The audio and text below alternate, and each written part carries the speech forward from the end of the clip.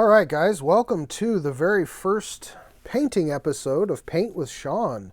So today we are going to keep things very basic and just introduce some of the techniques that we're going to use to literally make up a picture. So I don't have something that I'm copying.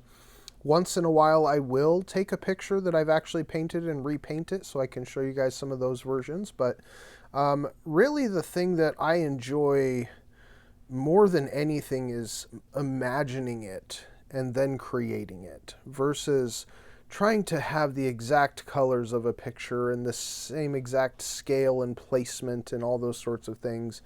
Sometimes it's good to give us an example of where things go and how to organize what to paint first and that sort of thing. But after you've done this a few times, guys, it becomes very repetitive. So it allows you to sort of get a little bit more creative and just have some fun with it and be spontaneous. And just like Bob says, if you think something needs to go in the picture, you put it in there because that's your world.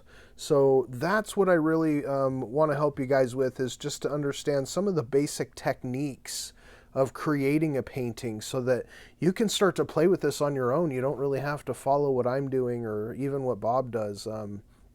So we're going to start today with a dry canvas. Now, this is one of the things that Bob never really showed you. He talked about it, but he never started with a dry canvas. And this is something I also want to point out, is I'm using cheap acrylic paint.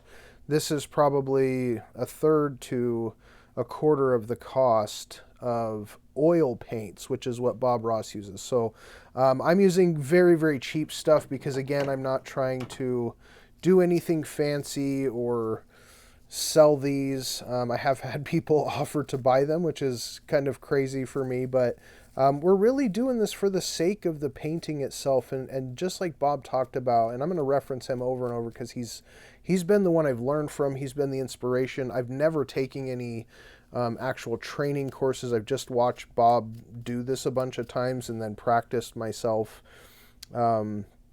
But the joy of painting is really the point.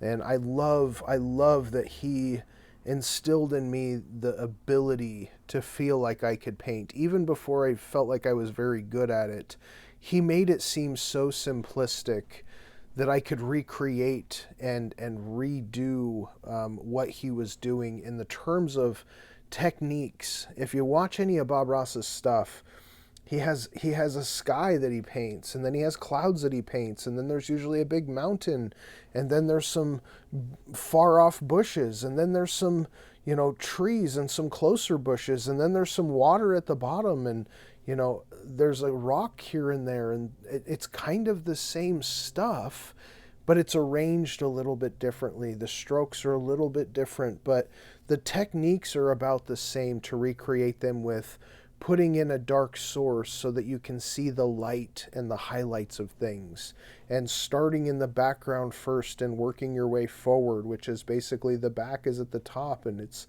smaller scale because it's farther away and it's usually lighter colors. So again, we're going to work on some of these techniques. I'll walk you through them as we start today. We may not finish this painting in the first video. These may end up being multi-part videos. As you can tell, I like to talk a lot. And so I'm just going to walk you guys through and go until I get kind of tired of painting for now. And then sometimes I really do enjoy putting a painting down and walking away and then coming back to it later sort of re-inspired and with new visions. And sometimes you walk by and you see the painting and it's partway done and you think, oh, what do I want to add to it next? And it allows you sort of that time to not feel like you're so rushed. So much of Bob's stuff, he would spend a lot of time, getting about 2/3 of the way down and then realize that he was almost out of his 30-minute time frame and had to hurry and put the bottom in. So I don't want this to feel rushed. Again, I really want to enjoy this process. So one of the things that I really didn't realize that, again, Bob does a lot, is he gets his brushes wet. So if you just start with a straight dry brush, they don't accept the paint very well. And a lot of times the paint is very thick when it first comes out. And so the combination of softening the bristles so that it will accept the paint as well as sort of giving a lower viscosity, a thinner version of the paint can go on the canvas very well. So I've got a brush here that's only maybe 1 inch wide. It's not super huge. I have other brushes, so I do have ones that are bigger. I guess we could use this bigger brush.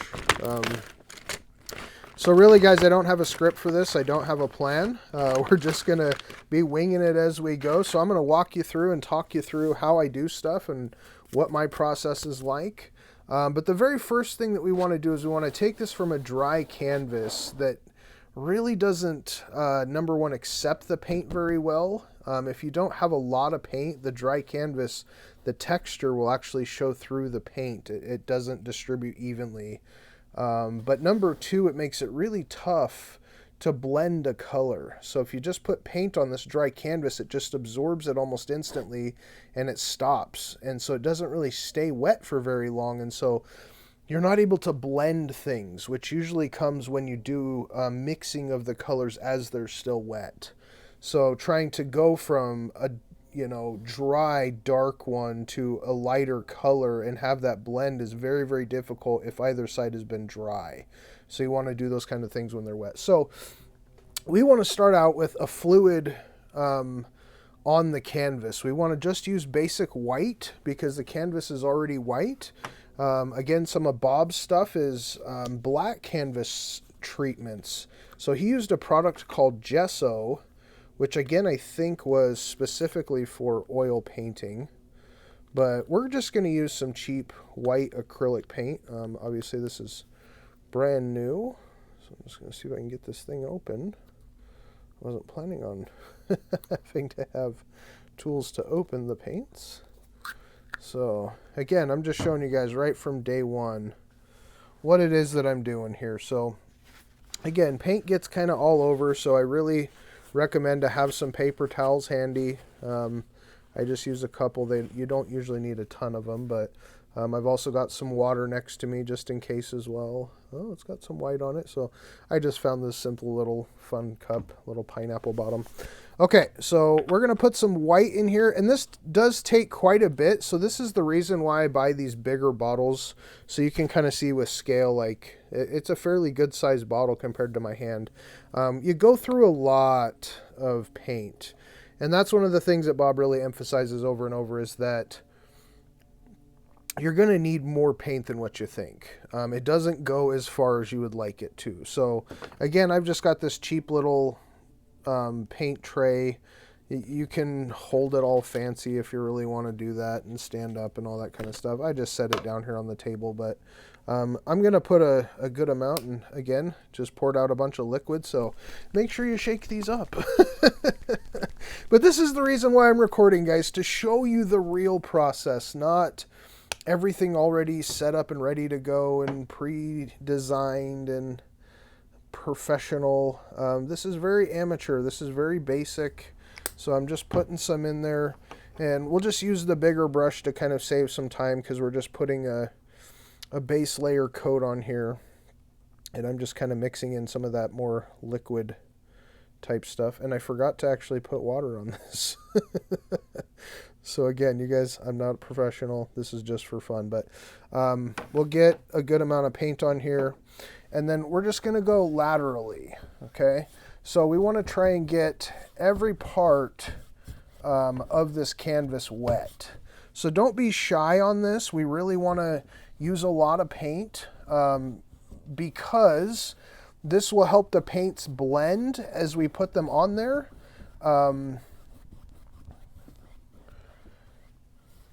And it really, really makes a lot less work to try and make some of the gradient colors.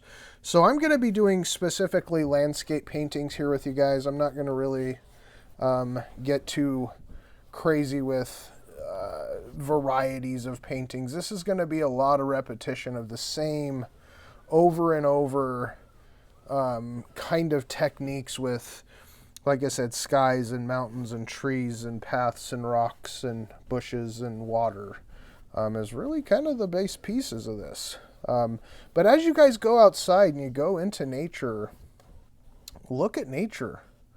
And don't just look at, oh, there's a rock over there.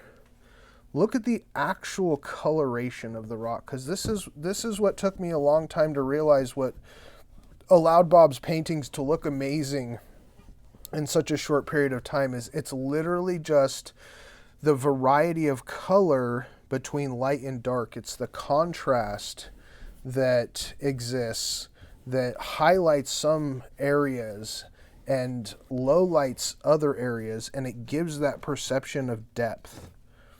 And so if you have a dark color and a light color and a couple of colors in between, even if you just have one other color as a medium color, you can create all kinds of depth.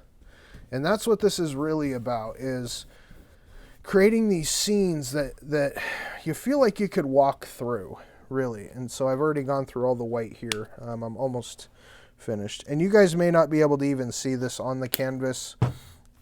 I can barely see that there's just a line of where it's wet versus dry here. Wrong brush. So I just want to make sure we get this all the way wet. Again, it also creates a uniform color on the bottom. There's, cheap paint, there's a little piece in there. Sometimes you can just scrape these off if they get in the way. So I do have a couple of these that have come on. But we really want to try and leave this without any brush marks. We don't want to leave a trace that we were already here with any kind of treatment. We're just looking for the moisture content from the actual paint. So the one thing is I've got this little lip down here at the bottom of this easel, so I usually have to lift it up when I get to the very bottom to paint this. So that's the only thing I would say, is if you can find an easel that does hold it from the back of the board somehow, might be a little better than the one I've got. So again, we're just having a good time. No one's worrying about being professional. I'm getting paint all over my hands, but that's a good time. It does wash off very easily. So okay, so I feel like I've got pretty even distribution of paint. So this starting point, and you'll see this right away when we start to apply some of the sky color, is instantly it starts to allow for a blending. So we'll be able to really have the colors kind of mixed together as much as we need them to. So, okay, so I'm gonna put this, I'm done using this, so every time I get done using it, I don't intend to use it for quite some time. They do dry out, so I'm just gonna wash it right in my little cup here. And I can even just leave it in the cup for now. I don't intend to use that brush for a little while. So, okay, so we're going to go into the sky. All right, and again, we can use this big blue brush, I guess, if we want. So we got it wet here. It's just got some white in it, so that's not really a big deal. I'm not too worried about it. Totally rinsing out here. So we'll just kind of wipe our brush off. Also, we've got plenty of moisture already on the canvas with the white paint on there, so we don't need the brush to actually provide any additional moisture. So we'll get it fairly dry here. Okay, and then we're going to grab our blue.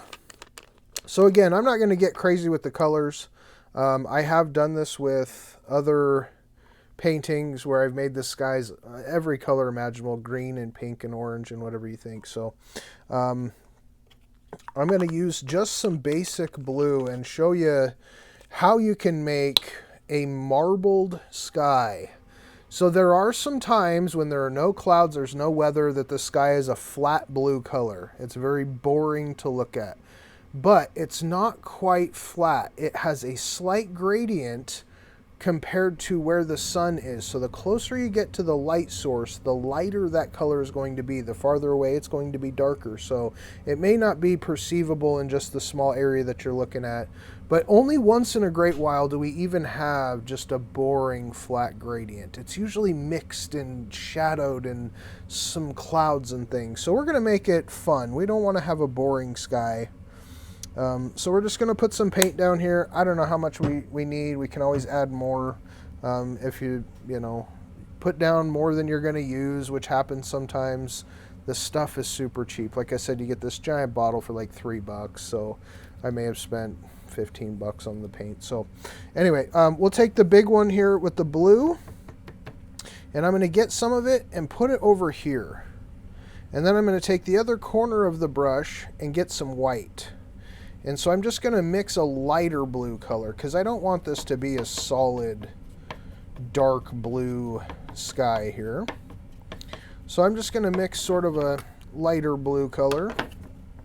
And again, you know, you can make this as dark or as light as you want to, but the technique is about the same. So we just want to start in one area, and we're going to do a crisscross stroke. So I just want to start in the corner over here and get the corner, and you may flick some paint. So be sure that you've got an area that, you know, you can make a little mess if you need to. And I'm already sort of out of paint, and I just did a little corner, okay? So I'm going to add a little bit more of the blue color. Again, mix this in here. And we can just kind of mix back and forth as we need to get different shades. So you can see how much darker this is than over here. But once I blend them together, you can see that they sort of become one color, okay? And so again, we're just putting some color on here, but because the white's already there, it helps us blend those colors pretty quickly. All right, so I'm going to keep mixing colors up here, adding some more as we go. And this is what I want you guys to realize too, is the color doesn't go as far as you'd like it to. So it really does take quite a bit that you've got to use to make these colors cover across the page when you're doing something as large scale as this. Okay, and so just sort of a crisscross stroke will get it in here, and then we can kind of blend it as we go. And if you got these little streaks, that's okay. Sometimes the sky has those random shots of color in it that are a shadow of something or a bright extra of something else.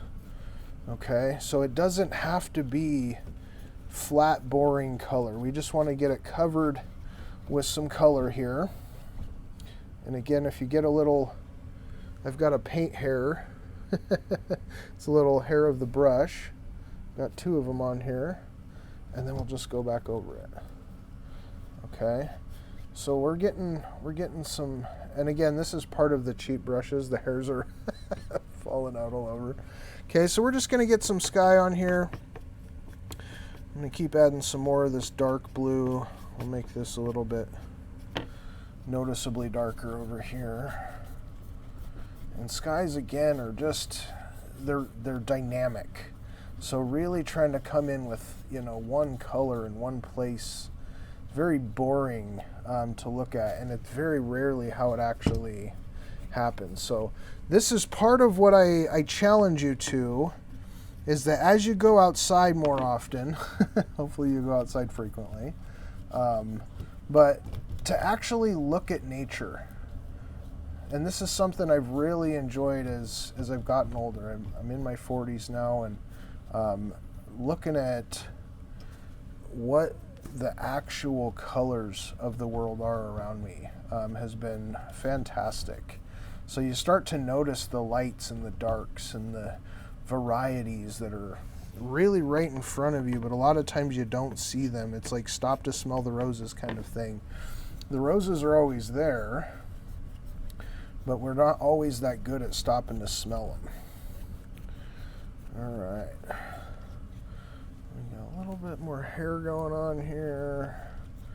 All right. So I'm just going to go all the way across, back and forth, make sure we've got kind of the whole canvas covered. Okay. Nice light and airy. I feel like I'm missing some over here, so we're going to add a little more paint to it. You can't really do these wrong. That's what I love about the landscapes.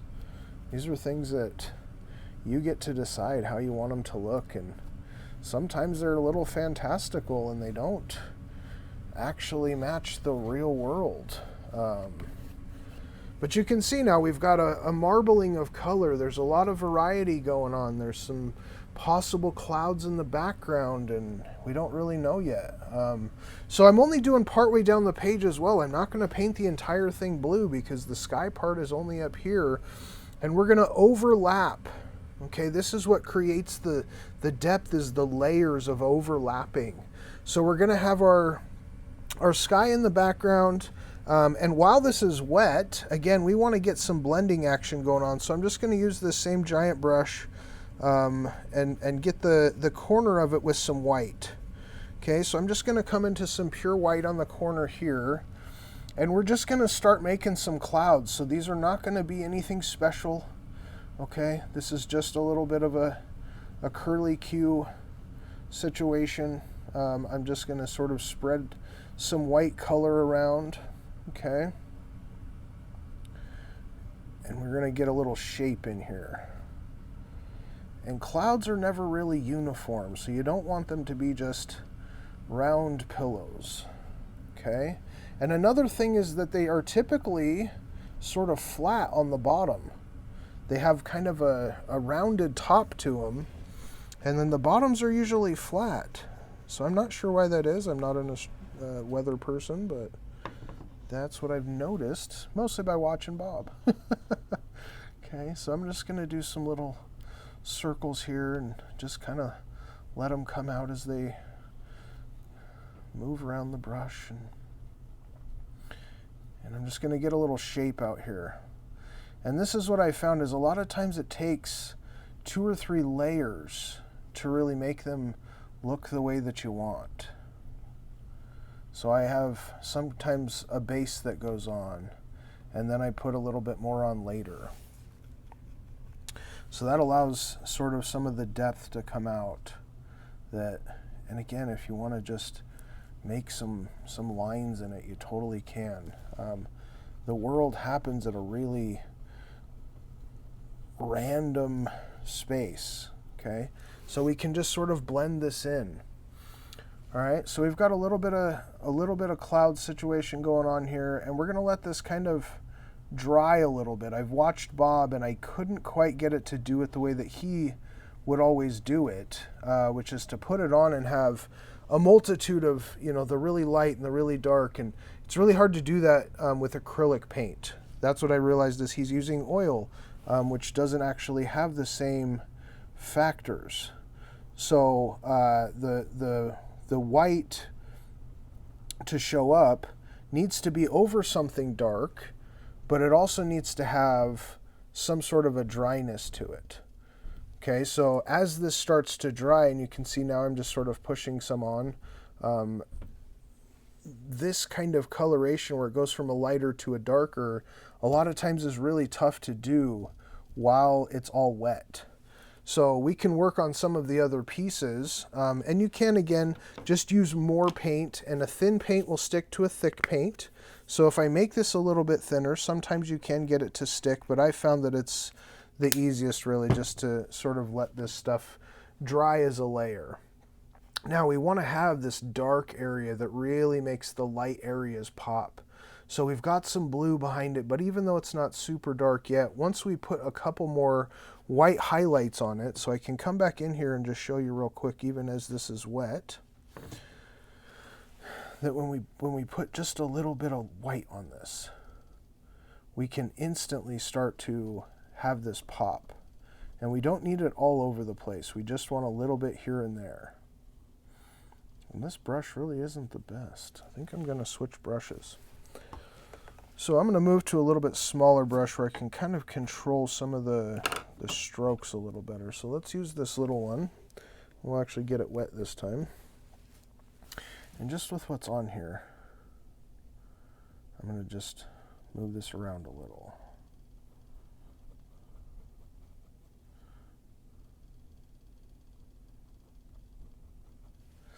And this is, again, kind of a tough thing to make these not just go into one color. So you want to just be real light like the clouds.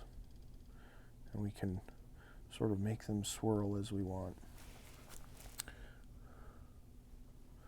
And so again, you can see I don't do these in 30 minutes like Bob does. I like to take my time and add some real detail to these and come out with something that I really enjoy. Again, I don't really paint these for anyone else. I really just enjoy it myself. All right, we'll just fluff them a little.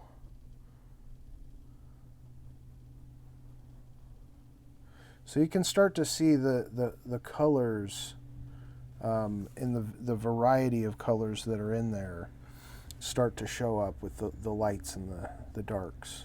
So that's really what most of these techniques are about, is just an alternation of lights and darks that highlight some and low light others. That's really most of what these techniques are about. So you can see I'm just putting in a couple little highlights here and there, and we just create some layers in them. And that's really another piece of this, is things that overlap. When they overlap, you can really start to see where one begins and another one ends. So here where this highlight is, and it's over a little bit of a dark area, you can see the depth where that cloud goes behind the other one. So this isn't extremely random, even though it sort of is, right? And we really want to think about, where is the light source coming from? So it's going to be the same throughout the whole painting as to where the light is. So we've now got the brighter side on the right-hand side. So we want to make sure that we continue through the painting to have the lighter colors on any of our objects be on the right-hand side. So just these little extra clouds here that have their little highlight pieces. That's what really separates and makes it look really deep and dynamic.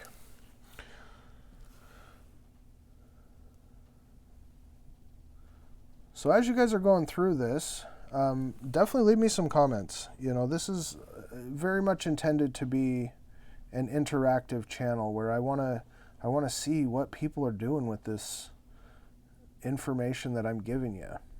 How does it work for you? What are you struggling with? Where can I adjust what I'm doing so this makes a little more enjoyment for you? Because I've done this several times. And again, while I enjoy the art of painting, I really enjoy sharing it with other people. And so maybe as you are going through your painting modes, you tell someone about it. As you start, you're a little bit nervous. You don't want to tell anybody even that you're doing it, because maybe you're not that good, and maybe it's not something that they will like.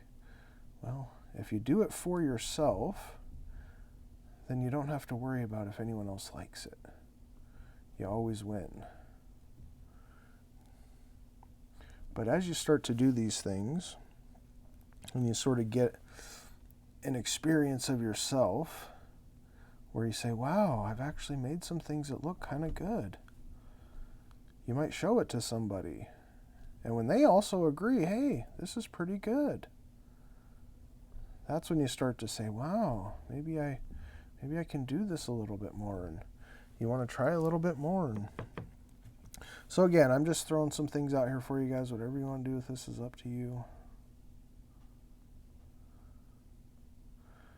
And I'm really just playing around, and I'm really adding just straight white on here. Now again, we can have all kinds of different variations of clouds. Sometimes they're just little ones that are flat and don't have a lot of going on. You know, they can just be a little bit of extra in the background. And if you ever want to blend stuff and you just take a flat, dry brush, you can really kind of mix stuff around without it adding any extra color. Okay, so we can do all kinds of different techniques as we go along here. I really like the look of the clouds. They're having fun up here, and that's really what this is about.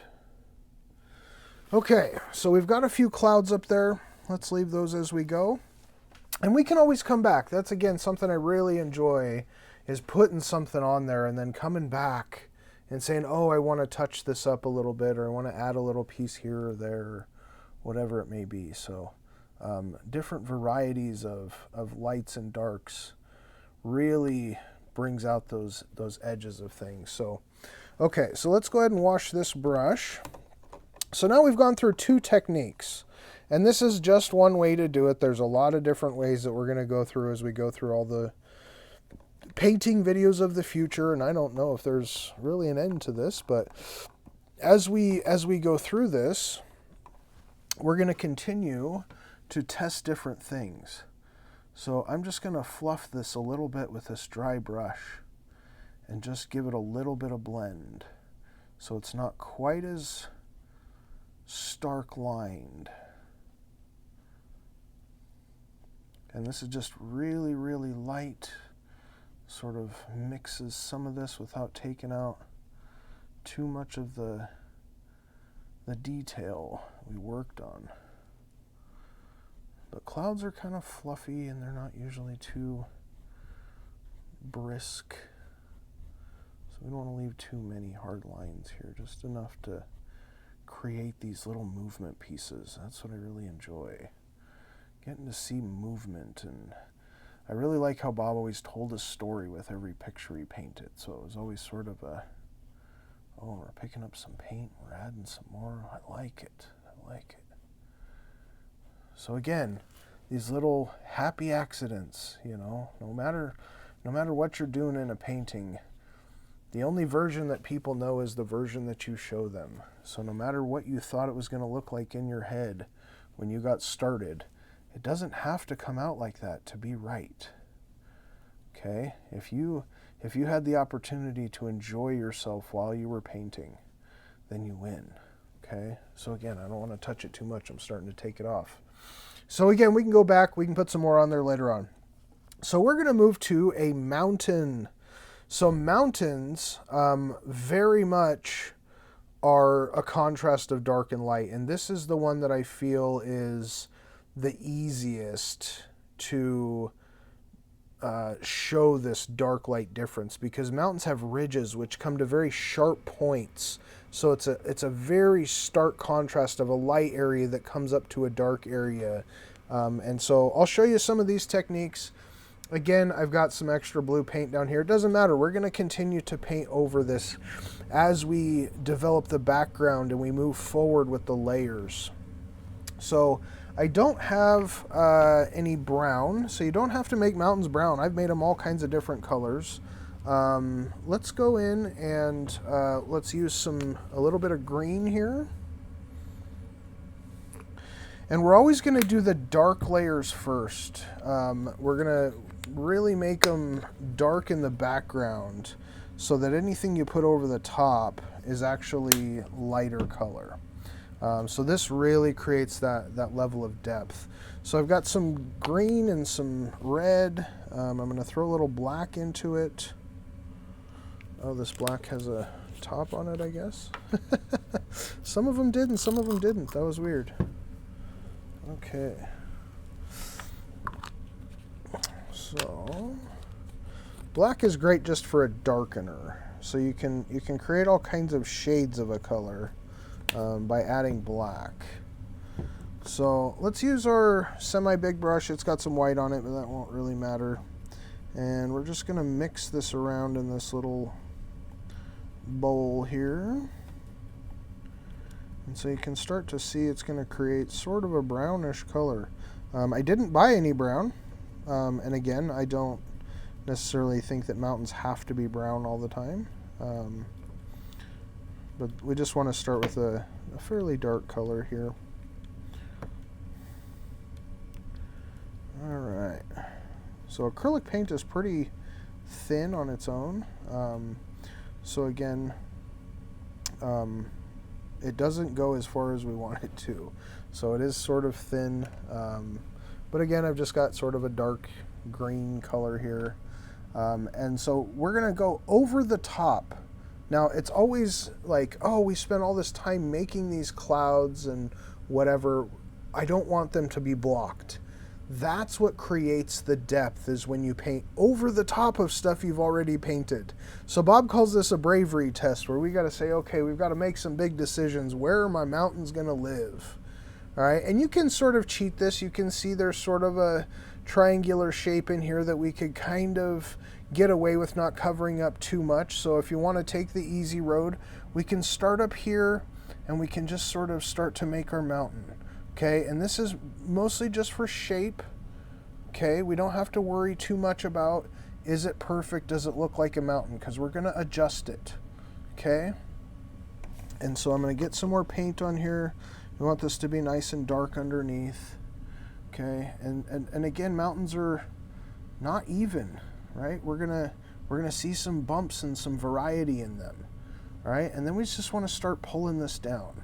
So we want to sort of distribute this paint. So you can see it doesn't go very far.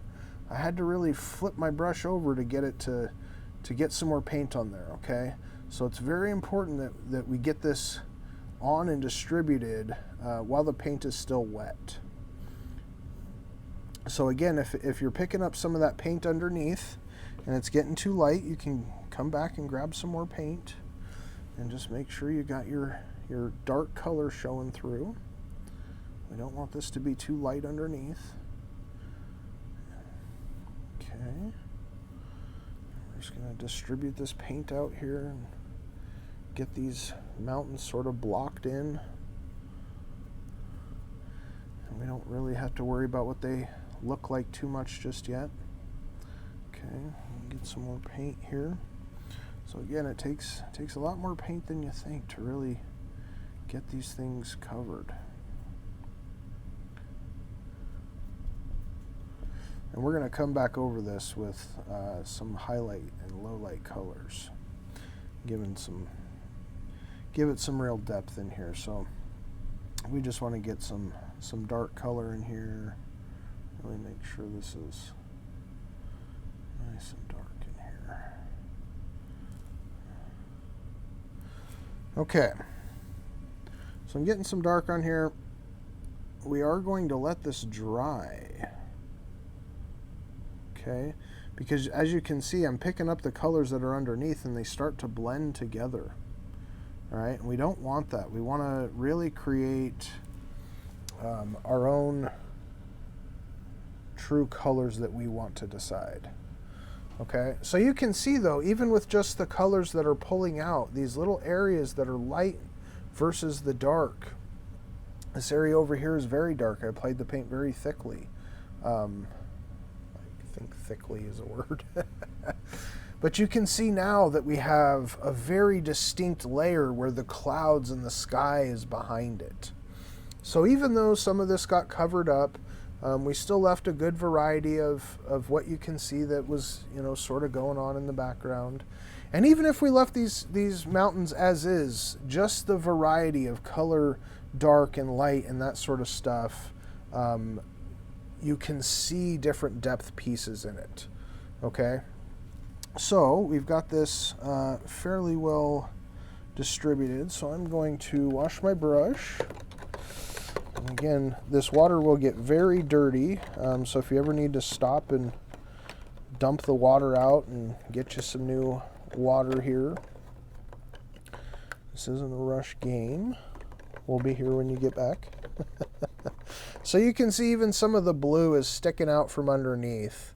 I just want to make sure that I've given it enough space that this layer can come over the top. All right, so I don't want to have to be reaching with the layer underneath to try and cover farther down than I really want to. And the thinner a layer is, the farther away it will look. So we've already come down, a good quarter of the page before we've even started to apply this darker color. So we've really left a lot of area going on for the sky and the clouds and all of that sort of stuff. So I'm letting this sort of dry a little bit in here, and we'll come back with some more colors, and we're going to keep this fairly simple today. So we're gonna come into just some straight white. Now let's use the knife. The knife is one of those things that is very versatile. You can make obviously straight edge things, so you can really cut a straight line on something. But it also because it doesn't have bristles, it doesn't hold the paint very evenly very well. And so when I come in here and I get some paint, as I come down, the paint is not going to distribute evenly. It will break and crack and that sort of stuff, which again allows the dark to show through. So that's where you start to see the real depth of a picture, is when there is that contrast of dark and light and dark and light. These little pieces in the clouds allow the real white stuff to actually look even brighter white. Okay, so again, these are not perfect clouds. We could spend days, putting more and more layers in the clouds and variety and whatever, but I'm showing you techniques today, guys. So again, let's take the big edge of our knife here, and I'm just putting some on here so you can see that it's already got bumps. It's not going to go on evenly. It makes it very difficult to try and put this on in an even thing. And again, nature is not even. It's not simple. It's very in-depth and dynamic and dramatic. So we want to really now just focus on, what does the side of the mountain look like? What would the hill look like if it had some snow on it? So that's what the white is going to represent. So I'm going to go to our top point here, and I'm going to hold this basically vertical. And again, we're not going to put much pressure on here. The harder you push, the more evenly it will distribute. We want a very light touch, and we're going to twist this as it comes down so it will make it wider as it gets towards the bottom. And as stuff gets wider towards the bottom, it makes it look like it gets closer to us. Okay, so I'm just going to come right to the top here, and I'm just going to come down a little bit. Okay, and so you can see this break. Now again, I need to get some more paint on here. I sat with it too long. It kind of dried. So let's just go back over it again, and we'll try it again. Okay, and you can see these little breaks, these little pieces. Okay, this creates the side of a mountain, and this is just like where it would be. We can make it however we want. And this is where they would have variety in where it goes up. Okay, and I got a little too much paint on there. Okay, so again, if this isn't perfect the first time, that's okay. We're going to have some opportunity to improve as we practice in the future. Okay, so we've got sort of the side of one of these hills that would be coming up. All right, and so let's get another one going over here. So we've got this little edge here, and we're just going to make a little one. Okay, and again, these breaks in the color, that's what you're really looking for. Those are the areas where you think, oh, maybe something's going on back here. So I'll just put a little edge there, and we can put one over here. And again, I don't know how to really hold this the right way all the time. So we're just going to throw in however it comes off. Okay, and these little edges, these are the ways that we can start to see depth in our paintings. Okay. All right. I'm just going to go here and down. And the straighter the lines are, the sharper that edge of that hill is. Okay.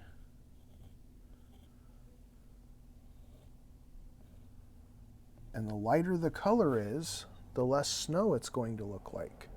So you can see this is starting to blend a little bit more than actually just putting the white on there. So we can adjust this however we want. Ooh, there's a good one. All right, and this adjustment of light to dark, that's where it really, really starts to look like there's something going on. Okay, so we're just gonna add some little pieces of white going on here. And again, you can't really mess it up, right? There's always areas that you can add or subtract to. If you don't like it because there's too much, you can put a little bit of extra on there. And if you want another extra hill, you can put it over here. Okay, so that makes it, oh, there's a bump in the road. And So we're going to keep putting a few more little peaks on here. You can have them come out however you want.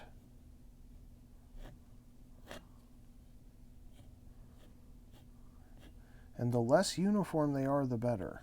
You really don't want this to just be flat. Okay.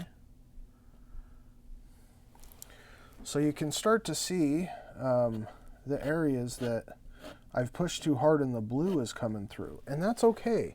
If you have a little bit of that undercolor showing through, it just creates a variety. It gives you that extra little feeling that, oh, there's something happening. And that's what these are really about, is just getting stuff to happen. Okay?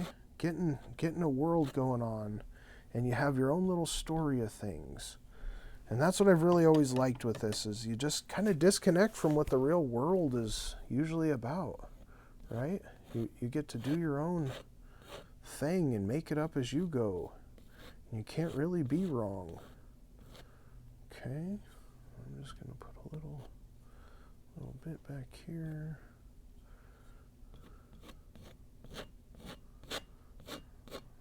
There we go. I like it. Okay.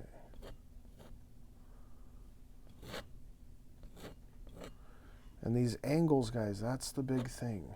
What does it look like is happening here? The angles are what allows it to look like a landscape, and that the hill has motion going down. Okay. So these are looking pretty good. I like our little hills here. And again, if you get some white in here in the darks, it just shows a little bit more depth. Okay? So this is the highlight side. Now I'm going to go into my white and put it over here in some of this blue.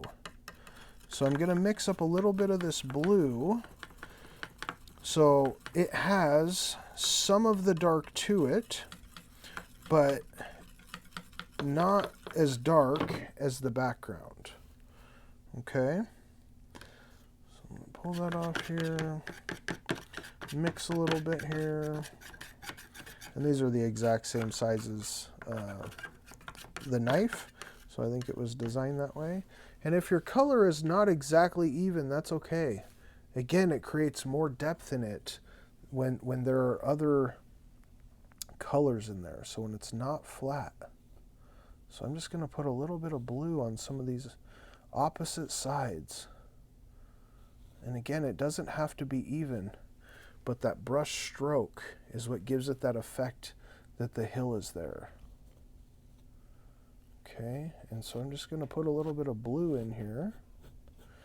And again, guys, as long as you have at least 3 colors, you can really create the feeling of depth, the look of depth. The feeling, I guess, is not so important.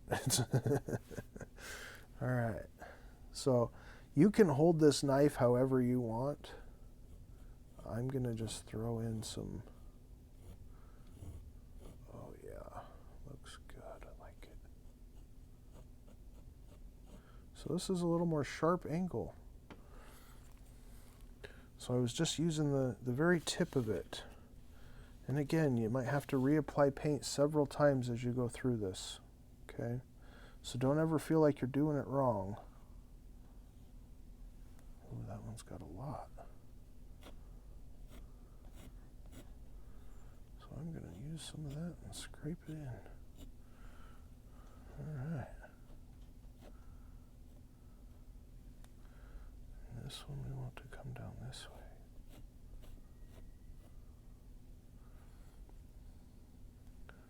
So our blue is coming down.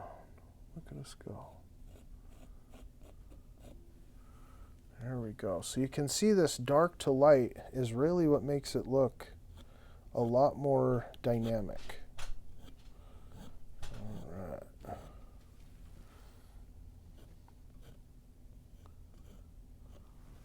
Okay. So we're just going to keep throwing a little bit more of this on there. And this blue is not too different from the sky because I basically used about the same color. I've only used a couple of colors so far. So if you wanna make this even a little bit darker, you totally could. But the angles that it comes down from the top, that's what really matters. Okay? So we really want to make sure that as we apply, we want to push in the direction that it would be going down the hill.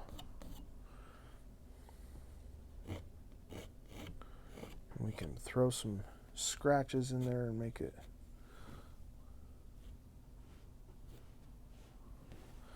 need a little more paint. So hopefully you guys are enjoying yourself. We've definitely been going for quite a while. We're getting through the mountains and the base background pieces here. So I'm just getting a little bit of blue in here. And again, that flat exactness is sort of our enemy. We want it to be breaking and see a little bit more difference. There we go. So sometimes you just make that executive decision. We're coming down the mountain with it. Okay? And that's okay, because this is your world. Bob told us we get to make our own worlds.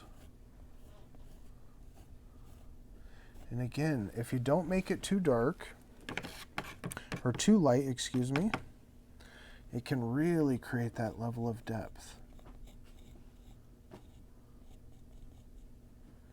So don't erase all the dark parts. We just want to give it enough where it's got that contrast layer as well.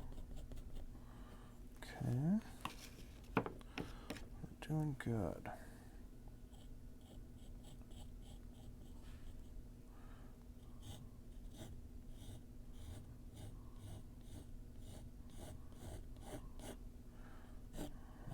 Okay.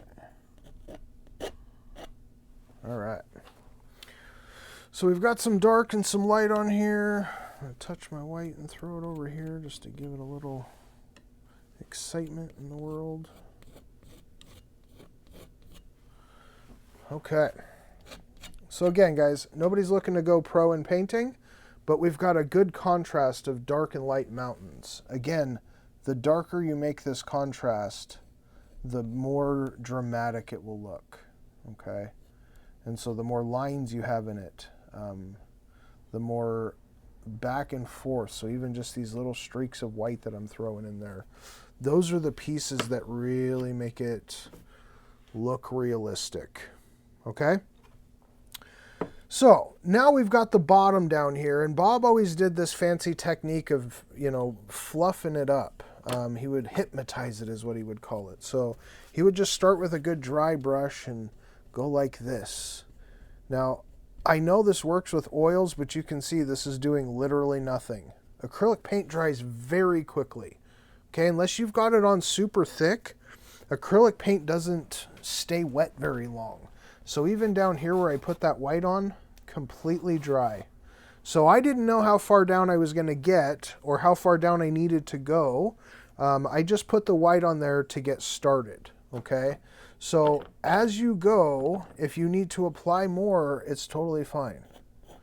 Okay, I didn't like how blue that was. So again, we can adjust our own stuff. We can add little dimension to it, right? It just shows a break in the color. I didn't want that to break so much. There we go. Okay, so I don't want to play with this too much. We're just showing technique here. So we've got a nice solid mountain structure. Now, again, we want this to be variety. We want this to live in different places and imagine what's happening as we go. So again, far away stuff is not very detailed. So the next thing we want to put is sort of some tree line at the bottom. Now, I really like the fan brush. When I go to make trees, this one makes it very, very simplistic. But the farther stuff is from us, the less detailed it will be. Okay, so I've got this really dark color down here, and I just want to make it a little bit more green. I don't want it to be quite Actually, I think the green is okay. I'm going to add a little white to it just to lighten it up a little bit. And so then we'll have a color that we can paint some. Oh, so that made it real gray. So see, that white really turned that gray. So I'm going to put some more green to it. So again, guys, this may take a couple of tries mixing colors and different amounts of light and dark and figuring out what shade you want it to be and all that sort of stuff. It's not an exact science. So I just want to have enough of this one that I can get it all the way across the board here. Okay, I'll put some black in there and darken it just a tad. That white made it too light. We want that darker green color we had, but I wanted a little more green, not quite so black. This one turned out real dark in the back, so. Okay, so we've got our paint a little bit marbled, but not too much. So in here, I'm just going to use the corner of the brush. Okay, I don't want to push the whole edge of the brush, or it's going to make a giant mountain, or a giant tree, excuse me. But I want to cover up the edge of this. So where all of this came along, I want to get a little bit over the top of that again to create a new layer. So we're just gonna use the corner of this. Oh, and this is so very light pressure here. And we're just going to tap.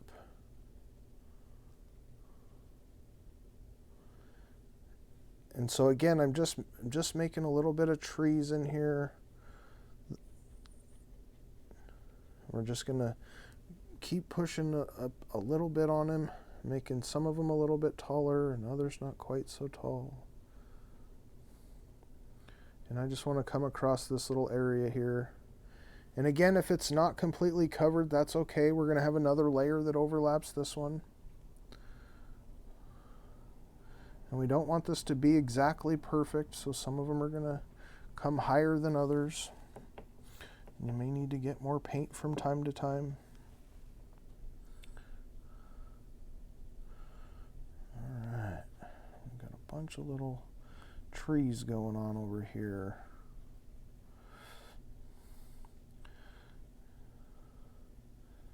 And so again, we're just kind of putting in some basic shapes in the background. We don't really have any idea what's going on out there, and we don't want too many variety of colors because again, the farther away stuff is, the less detail it is. So we don't really want too much that we can really see what's going on. We want to just kind of leave it to the imagination. So we really are just kind of looking to cover up this little border here and have some color distribution. All right, and don't matter how much of the previous stuff that we covered up. Okay, we just want to make sure that we create that distinct layer of difference here. So just covering up our color here. All right. And you can see even as I ran out of color, this is a little bit lighter than that original dark color was. So that in itself creates a little bit of depth as we're going through the mountains there. Okay, so we've got sort of some brushes going on, and we've got some far away tree line. So we want to start putting in a few bushes here.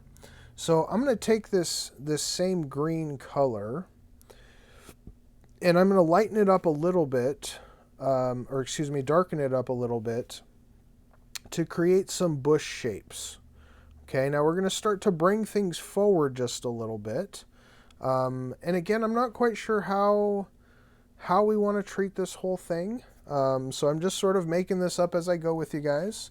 So we're going to put a little bit more black into our green here and make it a little bit darker. Now, again, this is the same kind of thing as when we did the mountains. We put a real dark color on and then put something lighter over the top so that it creates that depth in the places where the dark shows between the light.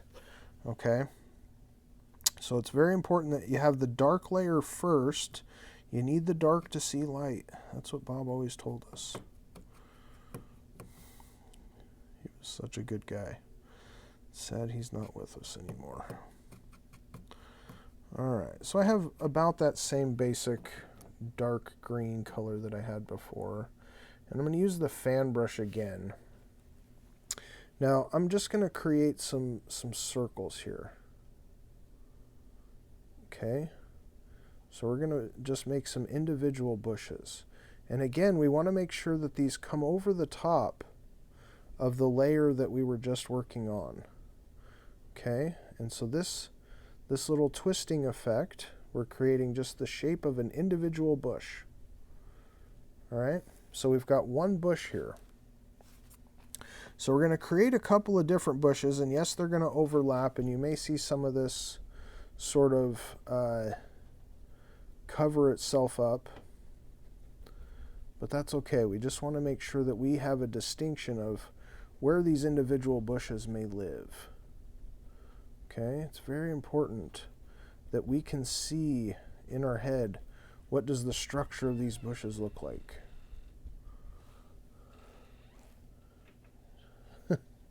You can just come get what you need. My studio's in my garage, so I share that with my family, and they get to come in sometimes. So, okay, so we've got a bush going on over there. Let's put another big one over here.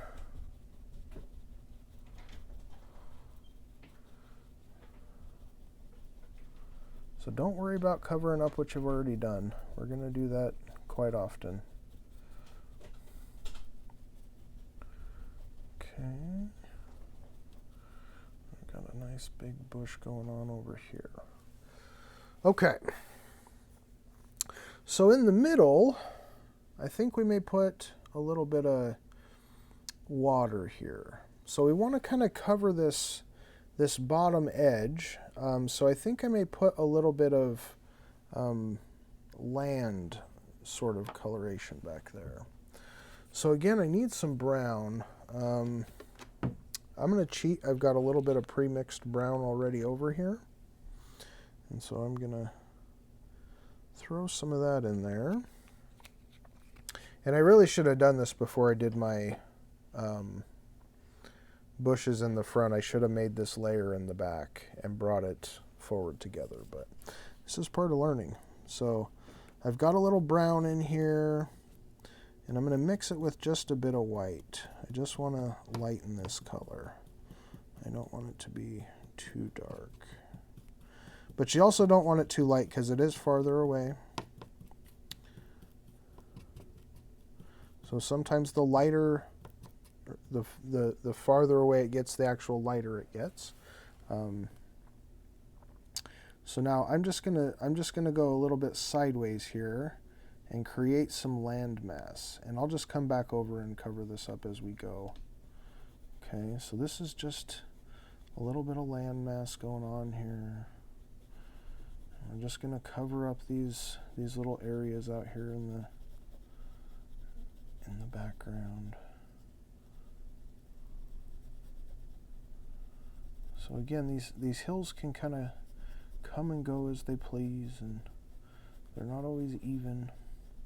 But we do want this to be fairly straight, so that it looks like it's off in the distance and just sort of playing here.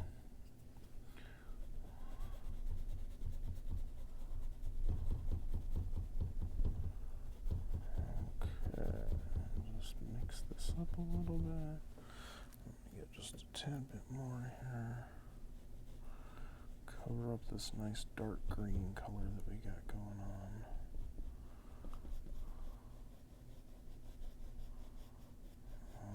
Okay. And I purposely used a different brush for this so I didn't have to use my green colored brush, because I'm going to come back over the top.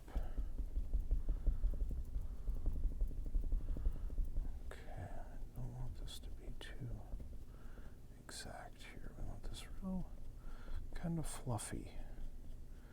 You want it to be a little hypnotizing. Okay.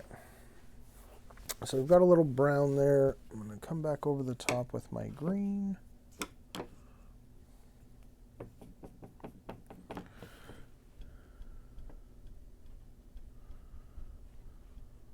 Okay.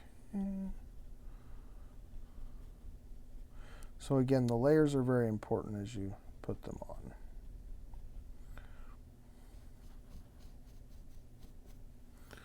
Okay, so let's get some water going on here. So I got my brushes all soaking in water over here. So we can get this out and make us a little water.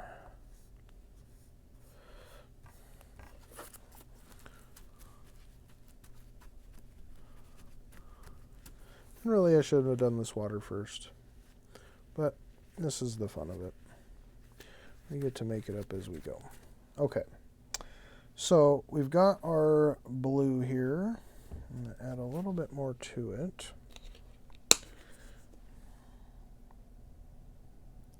But I don't want this to be the same color as the sky. I want this a little bit darker, so I'm just going to add a touch of black.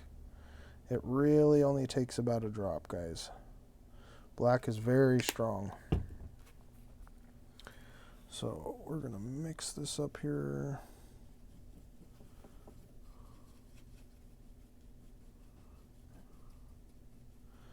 And again, we want to try and get a little bit darker blue color than we've typically been using. And this one kind of looks a little muddy here, but not as dark as I wanted, so let's do one more drop of the black.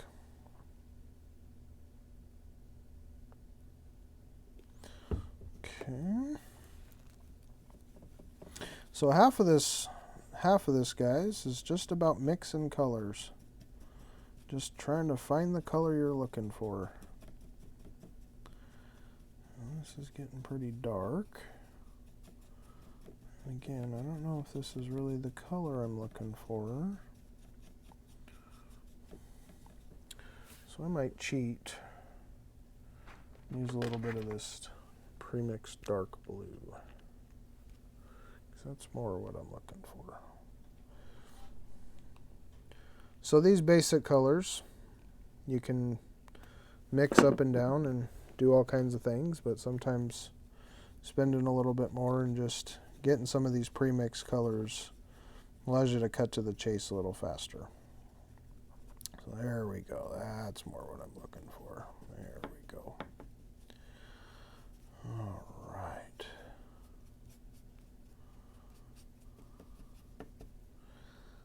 Okay, I'll get this mixed up here. All right. And again, I just want this to be a nice thin point, nice and even here. And so we're going to come in, and it's okay if you come over the top of your bush, because again, we can just paint the bush again. So we want to just come in and keep it straight. Very important that it's straight. And it's okay if it breaks. No big deal there.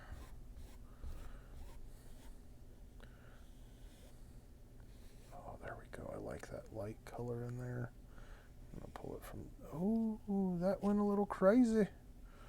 Not what I was looking for.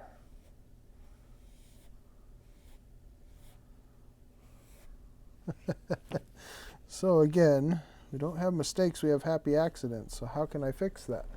So all I'm going to do is I'm just going to bring the water line up a little bit higher on this side. And we'll just even it out over here. And this little bit in the middle that doesn't quite connect, that's okay. Because we really want this to look like it has some dimension to it. And so that can be sort of a highlight shadow line, sort of the light source, if you will. That's okay. All right.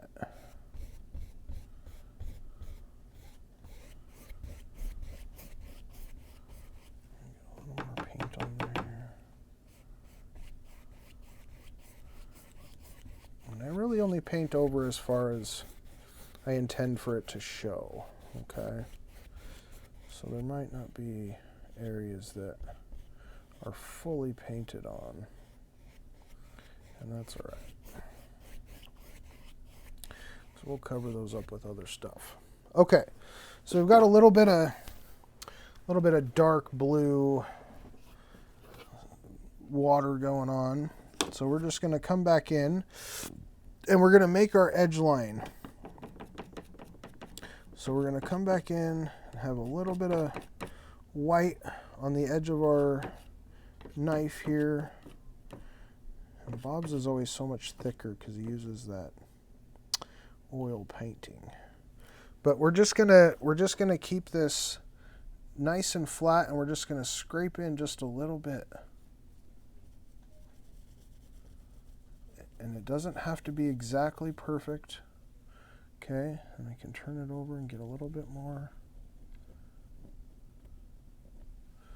I get myself a little more on my knife here. I just want to get it all the way up into the.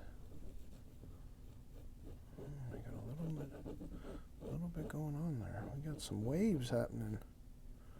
That's okay. We can even just pull those down and make them look intentional. Okay. I got a little more on this side.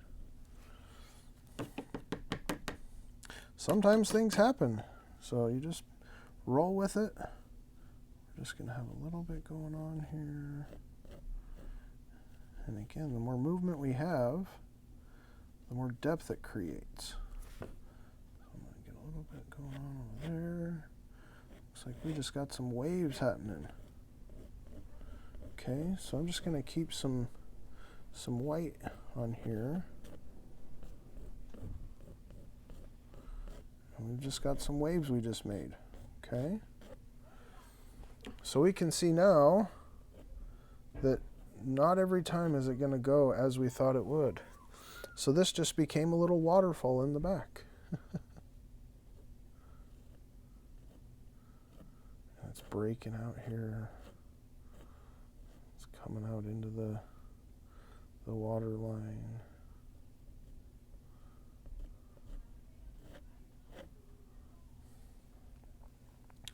Okay.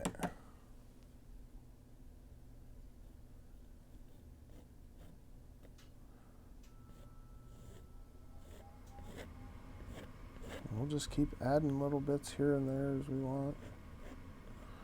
I wasn't really planning on waves in this one, but you can see that the direction is flowing this way. So now we've got a little bit of water going on. We've got some waterfalls happening and some waves, and we can do whatever you want here. So these are just playful paintings. These aren't anything that's ever too serious. And when we keep that lightheartedness to it, where we don't really worry about what the outcome looks like as much, then we can really enjoy the process a lot more. That's what I really enjoyed, is letting go and just kind of letting it happen as it happens, okay? So I'm going to get a little bit more now. We know we've got a waterfall up here. I'm going to make this a little more prominent. I'm just going to add a little more white to it.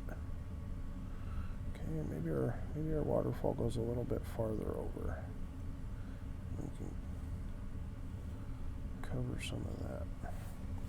So I need a little more white on here. Oh, there we go. Oh, yeah.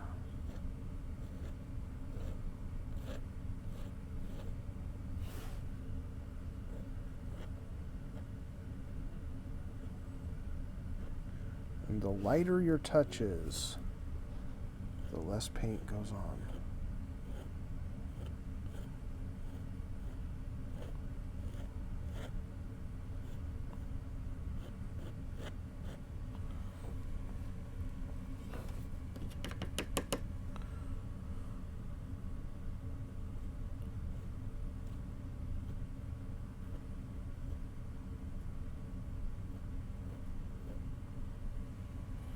Okay.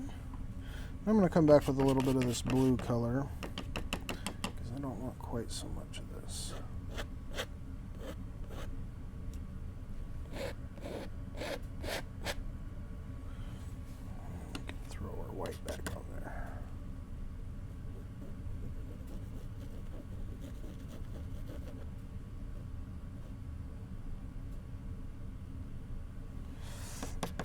Just need the white. So sorry if I stop talking for a while once in a while, guys. I get into the painting. Appreciate you being here with me. So we're gonna just keep playing with it a little bit here, adding a little bit more of this white over in here to make it really look like the waterfalls are coming down. The longer I make this streak, the bigger these waterfalls look. Okay, so I'm gonna quit playing with that because it looks like I'm just adding more and more waterfall to it. All right, so we've got some water down here. Now we want to kind of make some edges and things like that, but now that I've got my sort of sides created, I want to finish this up and just put a little bit of this dark color back over the top. Okay, so this allows it to show that it's coming over in front of this stuff. Okay, there we go. I'm starting to pull some of that white in there, so I need to get more paint.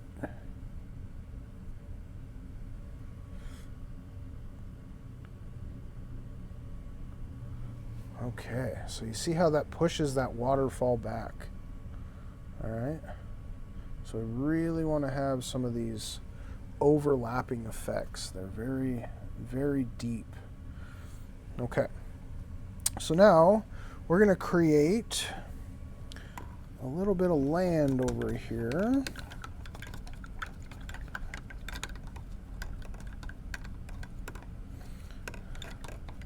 And I really enjoy paths.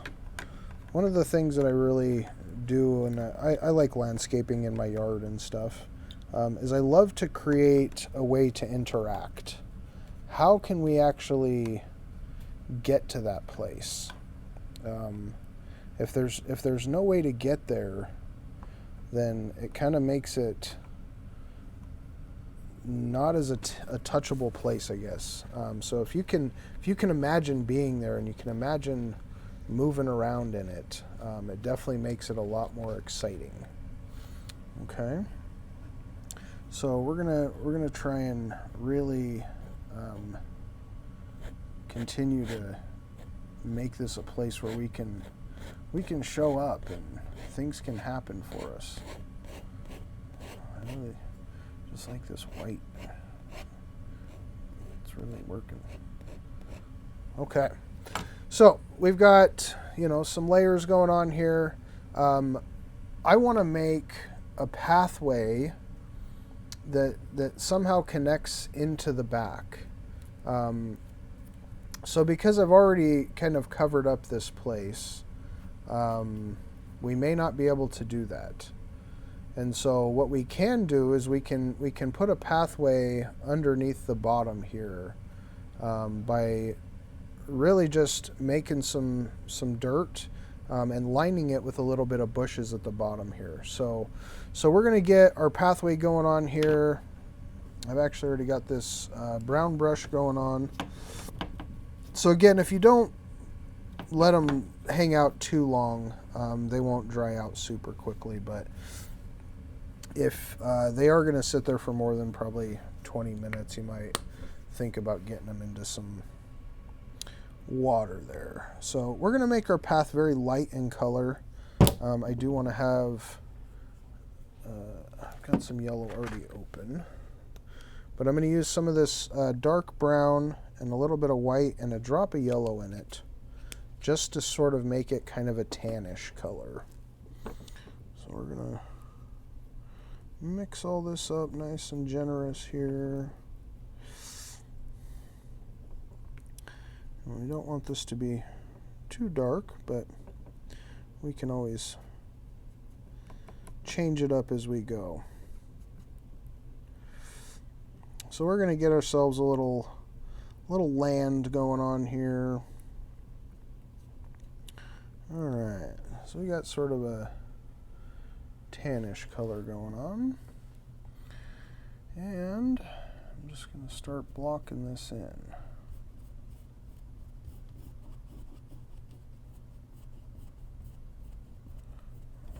Okay.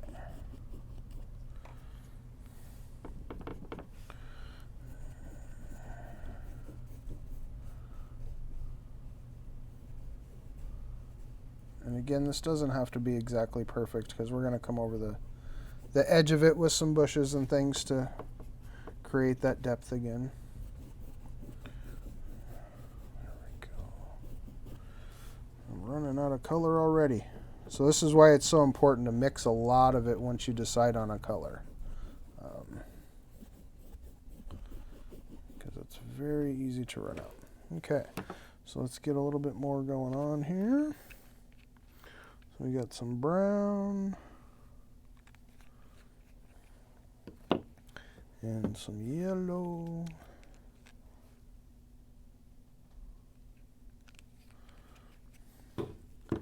And some of this white. And I have even a little blue in the white, but it kind of evens it out with the other colors. And again, if you mix it and it's not the exact same color, that's okay. Land isn't always the same exact color every time. So you might get a little variety in your land. And depending on where it's at in the light source too, it could just be hidden from the light a little bit more. And that's what creates the different colorations. So I'm going to come from over here, block in our land structure coming down here. Okay.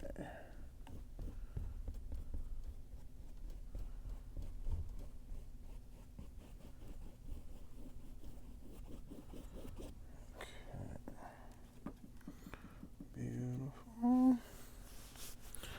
We'll get the rest of this in there. Give us some land going on.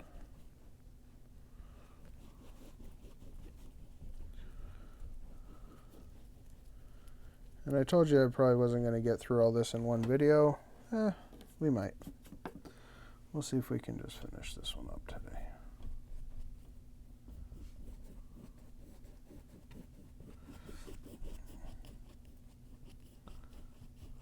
Okay. So now we've got sort of a land structure here. We can cheat again and start to make some bushes.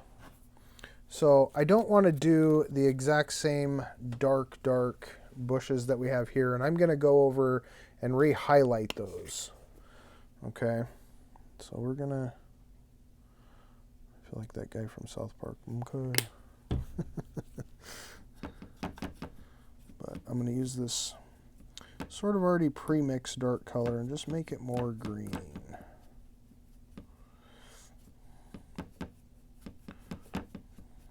I don't want it quite as dark as the other one.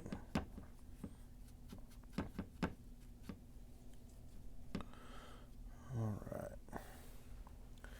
And so these bushes, I just want to push up on this.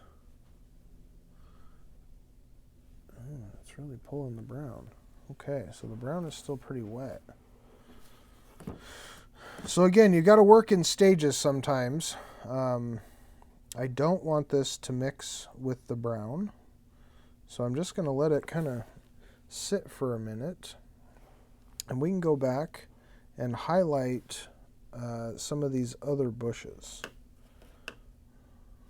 So let's see if we can get this other brush out of here. Do I have another fan brush? No, but I want to keep that color. Okay. It's a process, guys. You can talk to yourself through it. It's okay.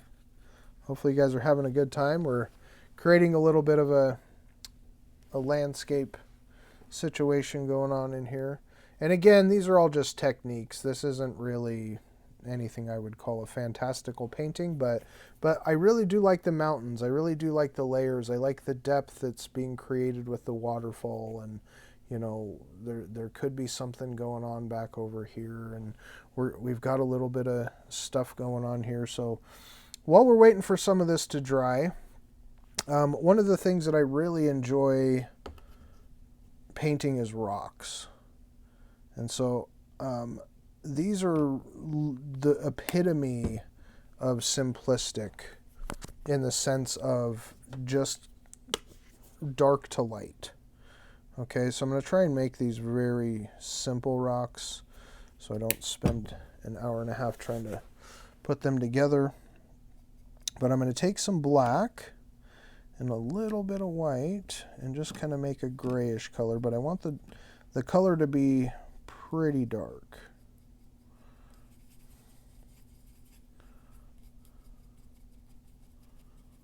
Okay, so sort of a darkish gray color. I think I need that even a little bit darker. Okay, and we're going to come in and we're going to put some rocks just along this in some cases. So again, we want these to overlap the edge here so that it looks like there's some depth to them. So I'm just going to put this on here and come down in a circle on one side and do the same thing on the other side. So now you can already see there's a dark side and a little bit of a lighter side. So any of this depth in between is okay. I just want these to be a nice solid color here. So we're going to just sort of block that in. Okay.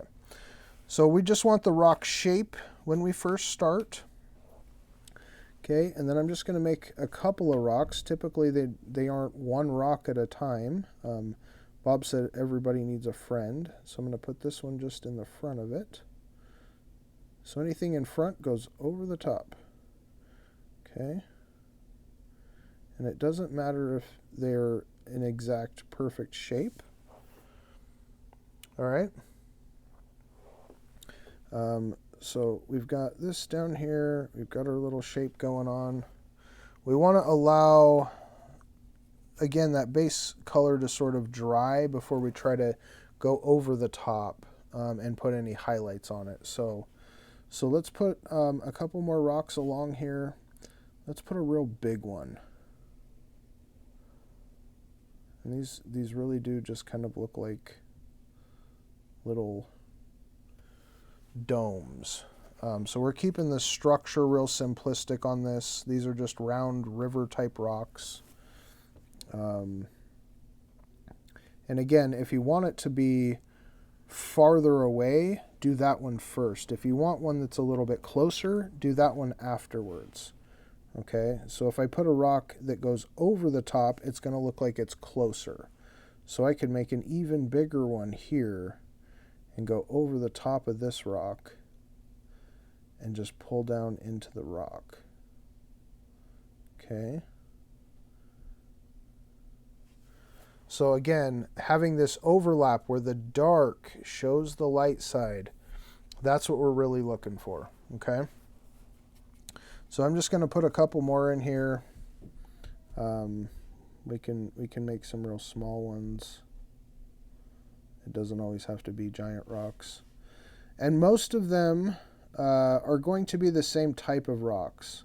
So if you start with round rocks, I wouldn't recommend putting real sharp rocks in there. The lay of the land doesn't usually have that kind of variety.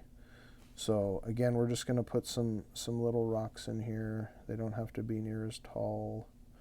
We're going to have some that are a little more flat in nature. They're not going to have quite the height to them. And then we've got a little rock in the front. Okay.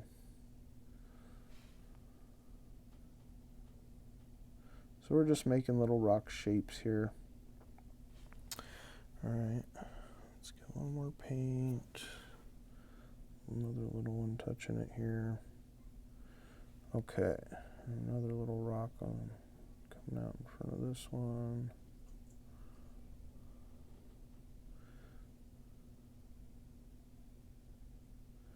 And they usually have sort of a semi-flat base to them. so that it's somewhere that they can sit. So again, just techniques, guys. We're just going to put a couple rocks here in the picture.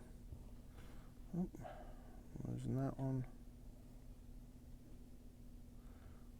Okay.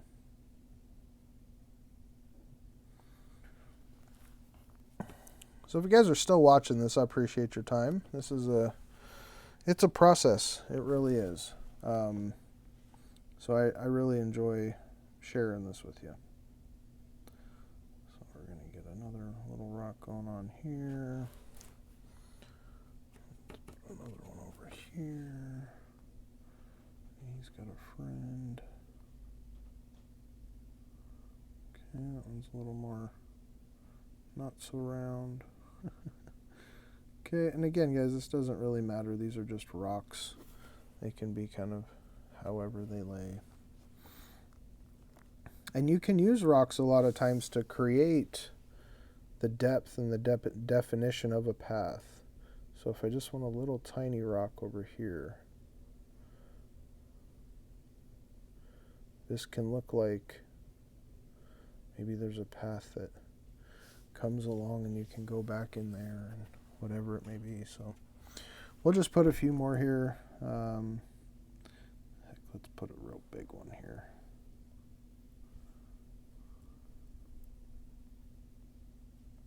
You can see this brown is still not dry. So we get a little more. We'll just kind of go over the top of it. That's okay. So these are real boring rocks. These are just big round river rocks. Right?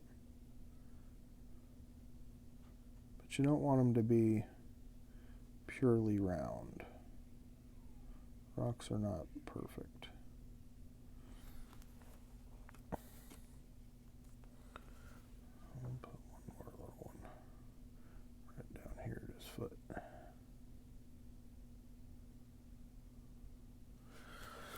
Okay, so we've got some rocks going on in here. Now, this is where the change of the rock happens, is when we start to add the highlights. Now again, we've got the light coming from the right side, so we want to put the white on the right side of the rock. So I'm literally going to take white straight on there and just kind of dab it a little bit. And I'm going to come right on the right side of the rock. Okay, so at the top it's not going to show a lot, and then it's going to get more as we come down. All right, and then I'm just going to pull down a little bit, and it creates that depth of illusion of depth. So just a little bit, and then let it be darker on the following side. Okay, so we're just going to throw a little bit of white into these. Ooh, that one was real bright. It's got some actual snow on it. And it's okay if it isn't perfect. It's a rock. Okay, so you just let that be a variety of color there. Okay, and the farther away they are, the less detail you're going to see in them, and the less bright that color is going to be. So we're just going to put a little bit over here.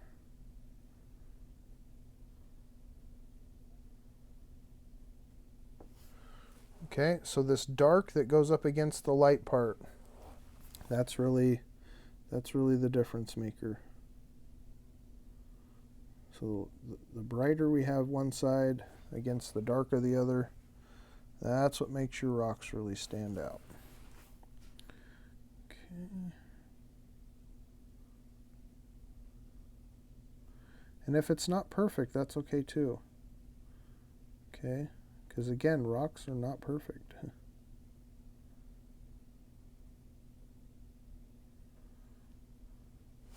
So that variety of color is very, very important in these.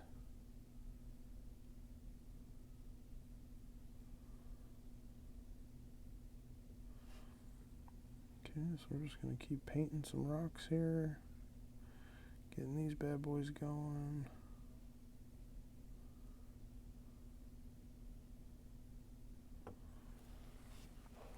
And I'm just adding a little bit of white. It's kind of some gray in there. Doesn't have to be super bright. Okay. See, we can add some brighter color in some of it. We don't want to take all that dark out. So you gotta be real careful on that. Just having those little highlights. A little bit goes a long way sometimes. Alright, so let's put a little white over here.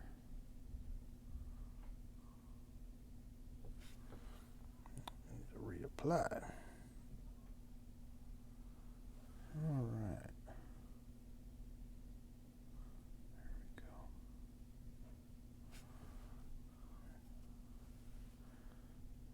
Dull that color down a little bit. Oh, it's real bright. Okay.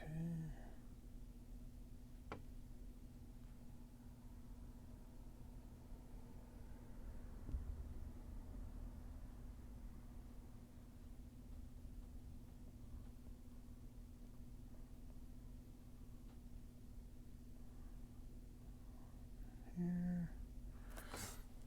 Okay, I'm taking off too much of the dark there, so I'm going to put a little back.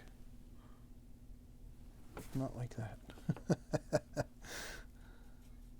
So if you ever make a mistake, you can always fix it with paint. You can always cover it back up. Okay? And really, I've done this a lot of times where I will come back in just like this and add dark, and it creates extra depth. Okay, so you see how much is going on in that rock because it has combinations of light to dark? That's what we're really looking for. Okay, so even if it's not perfect the first time you put it on there, sometimes you can add a little bit more and subtract from it later and make it look like it's an actual three-dimensional rock. Pretty cool. So we're going to add a little dark to this end. Need some more black. There we go. So I really want this side to be dark, even if it's just enough to distinguish.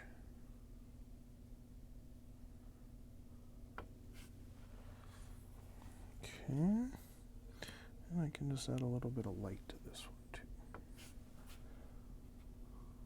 I want it to be too light.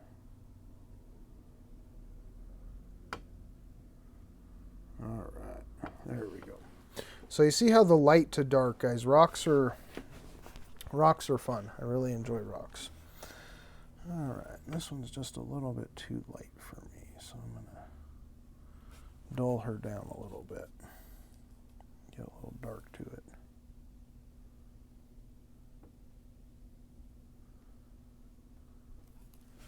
Okay, so color variation, very, very important. So you can start to see how we're laying out some things. Okay, so now we've got these edges in here where it doesn't quite line out very well. So if we want to darken those up, we can come back into our brown brush, and I'm going to go into just a little bit of straight dark brown. And I probably should have done this again before, but this is how learning works. And this is why I'm not claiming to be an instructor or someone who knows what they're doing. I'm just sharing my fun. Okay, so I'm just going to throw in a little bit of dark color along this edge. And again, just sort of little bits here and there, and give it sort of a shadow.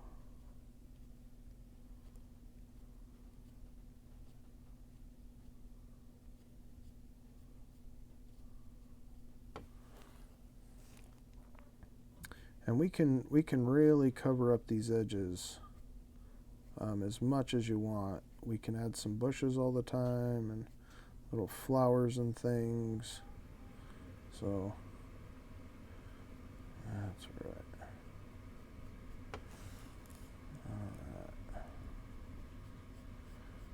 I'm just going to throw in a few strokes of this just to break up the color.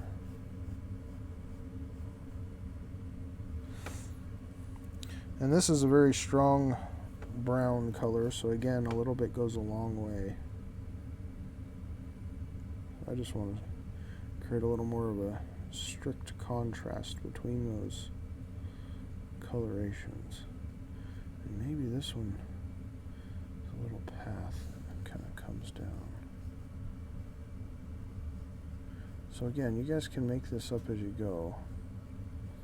There's a lot of opportunity to really play.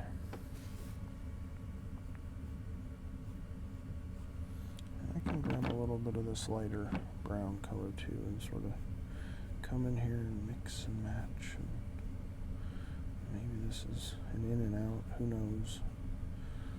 I don't know how loud I am sometimes. I find myself sort of trailing off and forgetting what I'm doing here. So I'm just throwing in a little bit of extra brown in here and kind of mix this up a little bit. So again, you can see though this dark edge really creates a stark contrast with that line behind it. So I'm just tapping and pulling down a little bit, adding in a little bit of that darker color. And just following the land here. So again, you can make it really have some dimension to the land as you give it some of those brush strokes. Maybe that dark kind of hides back behind there. Ooh, that one was some blue. It was still wet over there. Alright, so we're going to fix that a little bit. That's okay. I'm going to wipe that off because I've got the wrong color on there. And that little dark is okay, but I definitely want that to be a little more light in there. So we're just going to fix that a little bit.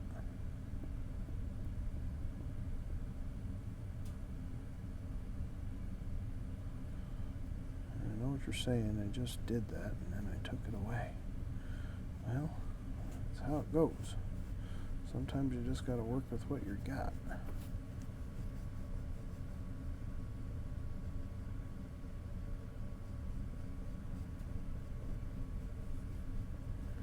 And again, these variations of colors is really what gives it the depth. So the more we play with and add and change, that's where it really starts to make it look realistic.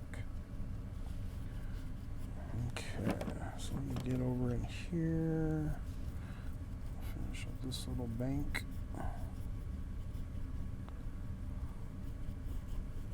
And then we're going to get into some trees. Yeah, let me finish up this little line here.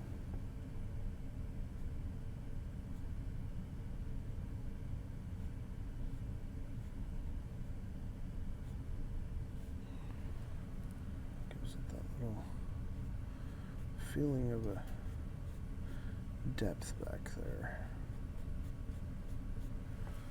A little bit higher area. Okay, so we've got these bushes in the back that I haven't really finished yet, and I've been wanting to use this green color, but a lot of it is maybe dried out a little bit.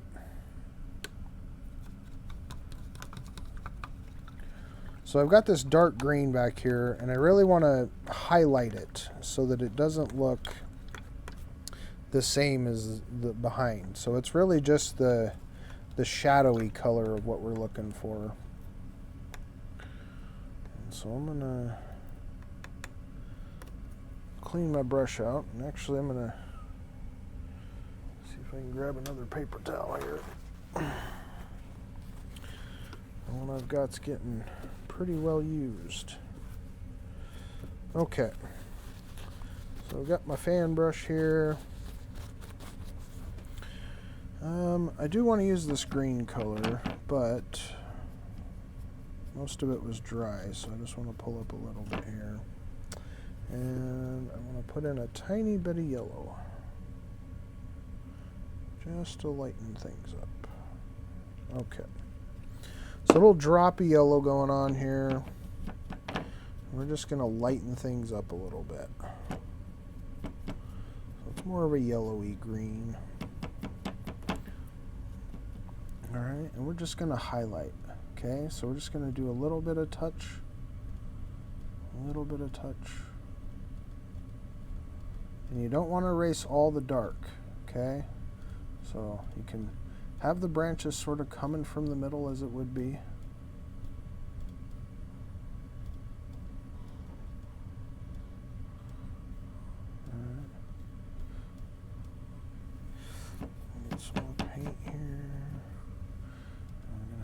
Green going on.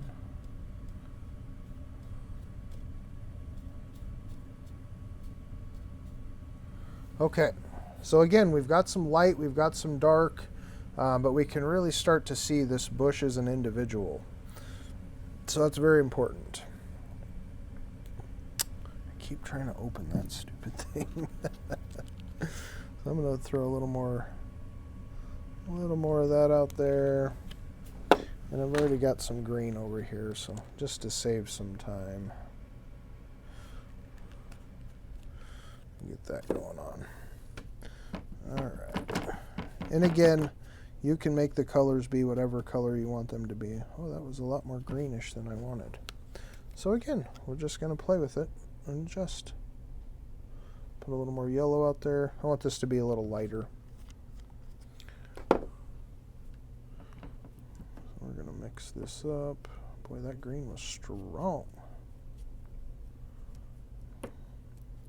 So we'll call this our middle color. So this is quite a bright green, now that we've got that yellow in there. So we're going to come in and do the same thing over here. Just kind of touch.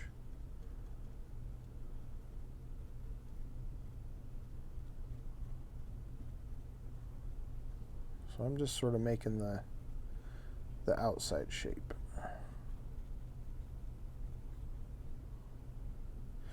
I covered that up quite a bit. I do want that to be more of a foreground color. So we're going to go back to a little bit darker. Boy, and a little bit goes a long way with these. So I should have done the one in the back first. But I don't want it to be quite as bright as the one in the front.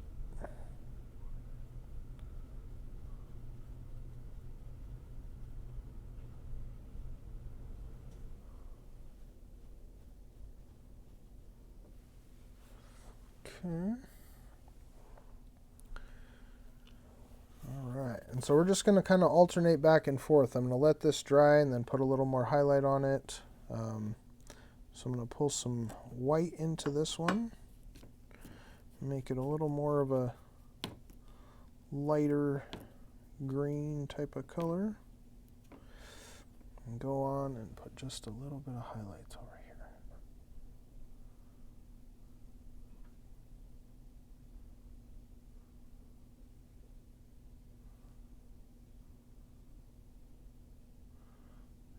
So wherever they might live in there. And again, this is a very fine point that I'm using. You can use something that gives you a little more of a rough edge and not quite so exact. However you want to pull these out, it's totally up to you. So I'm just kind of going in the shape of a bush and where little things might come out. We got to decide where they live. That's what Bob said. Where do they live? They sort of live in your painting. Okay, and I don't want to do too much over there. Don't want to overdo it. I want them to look a little natural. Okay, so we're getting some very distinct bush shapes here. And there's all kinds of ways to make bushes. This is one that's just a little more free-flowing going on. So let's put some yellow back in this one, and we'll throw some sparkles on the ones over here. We'll mix this up. Ooh, I like it. Yeah.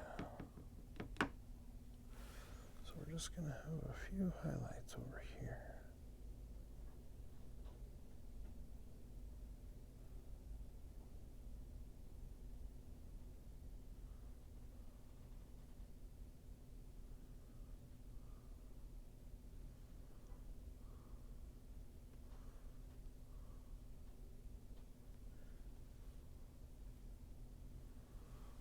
Okay, I feel like I'm getting too much there, so we can come back into some of this darker color over here and even come over the top if you want. Oh, that's not the same color. So again, guys, colors are very, very important to choose. Okay, so we can just create some depth in there by having a little bit of dark in with the light. All right, let's mix up a little bit of this green with the white.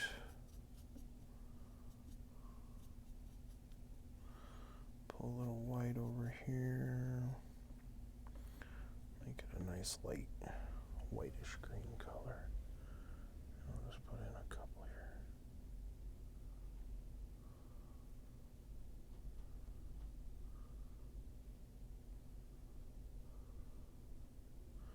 So just touching a little bit as we go here. You can't really mess them up as long as you've got the form of the bush in your mind. Kind of creates little scenes coming out all over the place. All right. Now this one also looks a little dark still, so maybe we'll throw the same white color on it.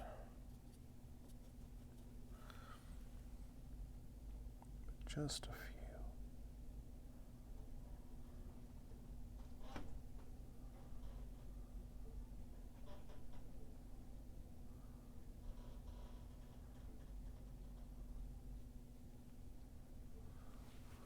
Okay, so we've got some bushes, we've got some water. The water looks very dark, and it just kind of comes up to this edge, so it doesn't really look like it actually reaches it, which is okay, because this could be a bank that sort of drops off over the edge. You don't really know. So the last little bit here, I'm going to switch to another brush and try it for some different bush type effects. So we're going to get one of these rounded brushes and see what we can do with that. Now again, for our bushes, we want something fairly dark in the back. I think I'm about done with the brown, maybe even the gray. But the rocks look pretty decent.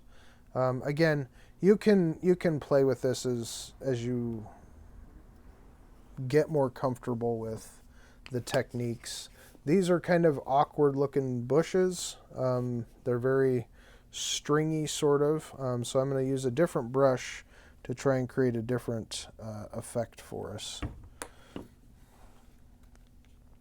I'm going to use some green and a tad bit of brown just to give us sort of a darkish color. So you got to have the dark colors to allow that light to really show through. As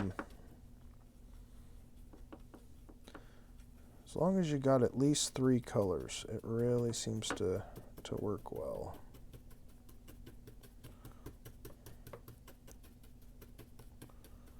Alright, I'll mix this up real good. And we're going to come in and do just some dabbing. Okay, so we're just going to dab and try to make some bush shapes. And it's okay if they're not totally solid and even. Bushes are their own little creatures.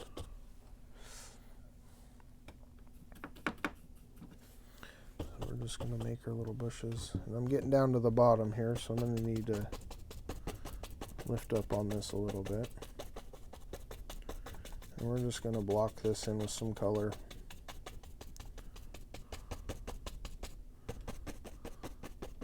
And I want these bushes to be fairly big. So that's why I gave it a lot of space down here. We want them to really take over the foreground. Okay, so I'm going to need a lot more paint than what I started with.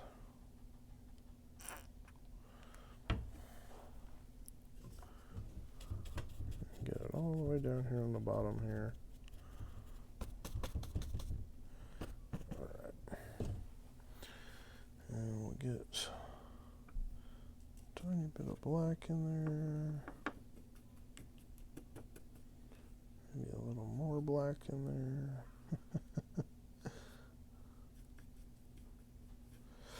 Alright, so a lot of the challenge, just mixing up the color you're looking for. So I'm going to pour some straight in this. So you can see, guys, this is not an exact science in any way of sitting here mixing paints and getting them to be the shade you want them to be. They're going to come out individually. So let me get this all mixed up here. I'll do a little more dabbing. And it's good when you make them various colors as well. You don't want everything to be the same color and shape.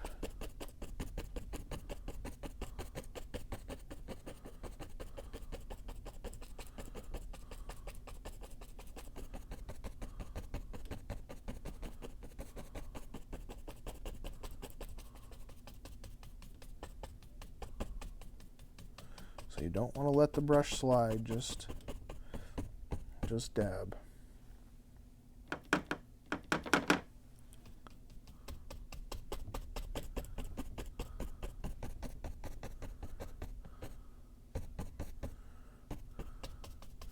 And then when we come back and put the highlights on these, that's when things get real interesting. We're going to come up over the top of our rock just a little bit. And again, that overlap is what shows all the depth. This is where things really start to show that distance. Okay. We got some real dark ones. I'm going to throw even just a tad bit more black in there. Get a little bit darker than that. Well, we've been going for a little while on this painting, guys, so we're going to get through this all in one painting. Again, this is the first one that I've done with you guys on this channel, so I'm just testing out some things and seeing how this works, and hopefully you guys are having a good time with me.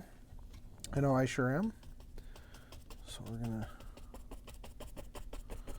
get our bushes all working in here and doing their things. Yeah. So these brushes are real good for this kind of thing because they don't give you a fine edge. It's very different. It's very varied, I guess is the word I'm looking for. So we're just gonna keep grabbing black and we'll just make them darker as we go across.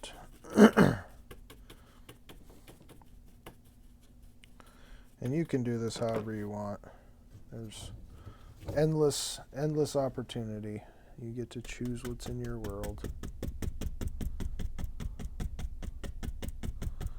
And I don't want to cover up too much of these rocks, but sometimes that happens.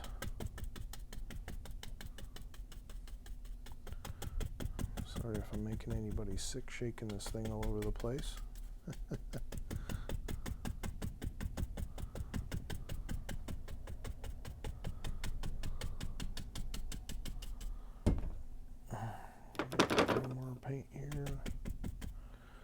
Finish this off.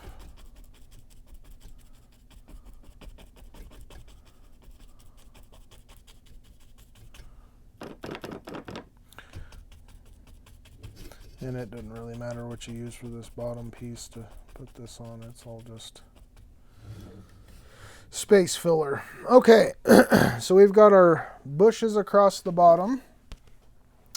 And we really want to make sure that we highlight these so you can sort of see the coloration changes, give it a different bush feel. So we're going to put some white. Actually, I can probably just touch some white here. And so I can come in here and just add little highlights. Okay, we'll just have a few in here.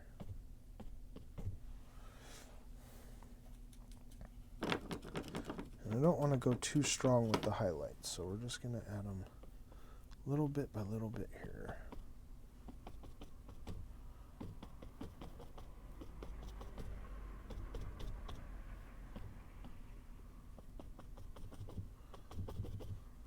And you want to sort of make individual bushes. You don't want them to look like all one bush. And we're getting here. We're really making some things happen today, guys.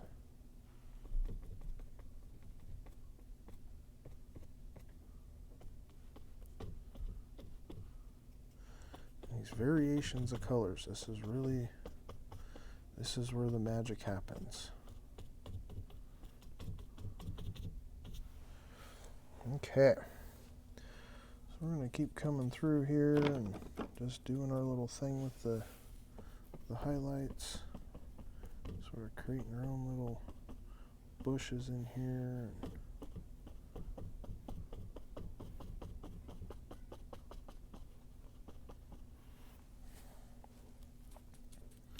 Giving them their own little feels.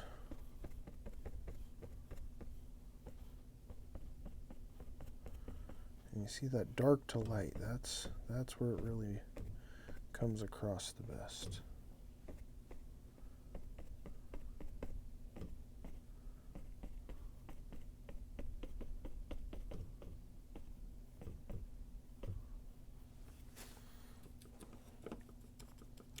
And so just keep applying paint as you need. Create these little bush shapes for yourself. They don't all have to be the same color, distance apart, or any of that kind of stuff. But the more shape you give them, the better they appear.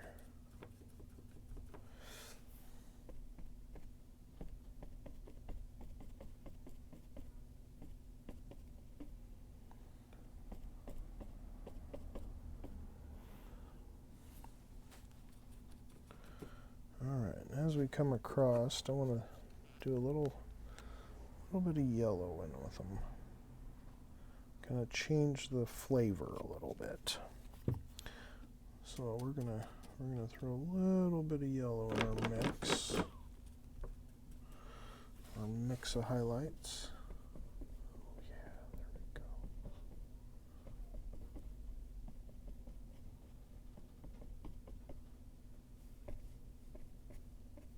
That was a little too much pressure. So you can see, if you push too much, you can make it spread out a little too much. You also don't want to let the brush slide.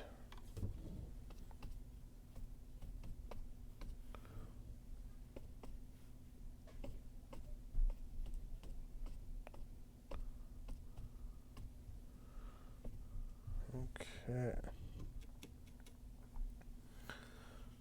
Got a little crazy on that one. That's all right.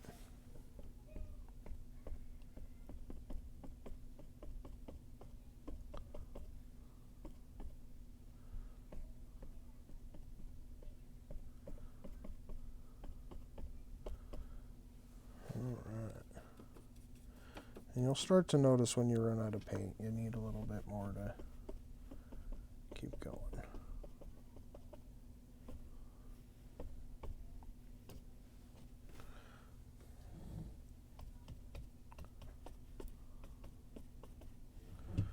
Okay.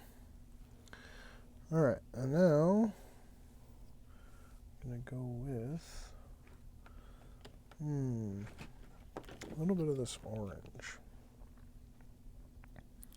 And again, guys, I'm just showing you some colors. We're just having a good time with this.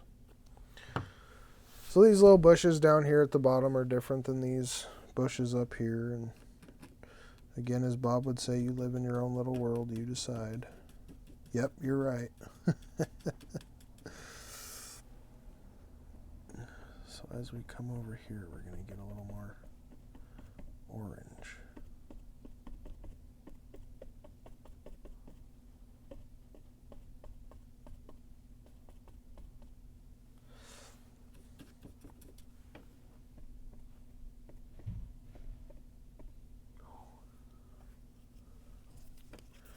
Put a little more white in that.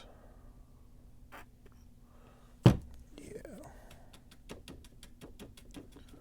There we go. Lighter color. Got a string coming out on me.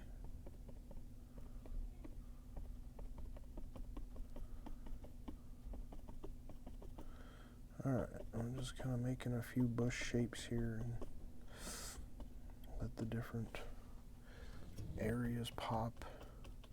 Who knows, these could be some flowers that are growing.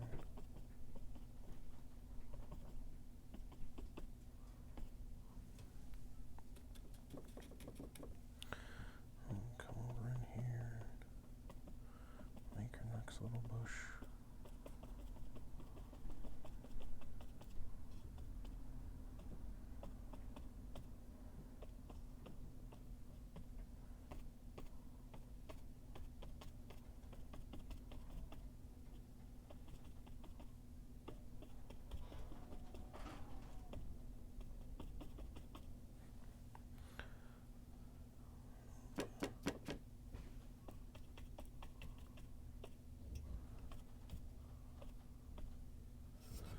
Okay, so we got a good variety of color going on over there. Now, our painting's pretty well finished up. The one thing that I did notice as I'm sitting here looking at it is I kind of like to make a little pathway over here. So that really just comes down to adding a little bit of color. And it's going to be a very light color. And this brush looks pretty dark. This was my brown brush, so I'm going to try and use it.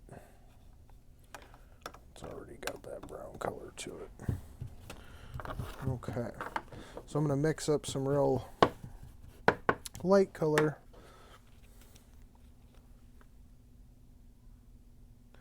A little bit of yellow, a little bit of white, a little bit of brown. It's not an exact science, but we kind of know what we're doing here. And we're getting real close to this being a finished painting, guys. And again, this was not planned out really. As you can see, I've changed gears several times here.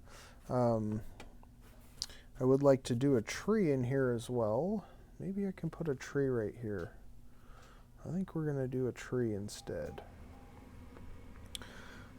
So guys, again, midstream, you can totally decide. I'm not going to do the path. Put the paint out there, and it's not what I wanted to end up with. So we're going to throw a little bit of black, some brown in here, and we're going to make ourselves a tree. An almighty tree, as Bob would say. So I want this to be a fairly dark color. I don't want it to be pure black. Trees are not pure black. But a tree could be pretty dark. At least the base trunk of it. I might even grab some of that greenish. Oh, there we go. Dark green color. Okay, now here's our bravery test. So we've been really working hard on this. But I've got this sort of darkish color, and we're going to start right here, and we're just going to bring him on down. Yep, that's where he lives. And so I want the base of this just to come down to about here, and get him some little feet out here. So Bob would say his little foots. Okay.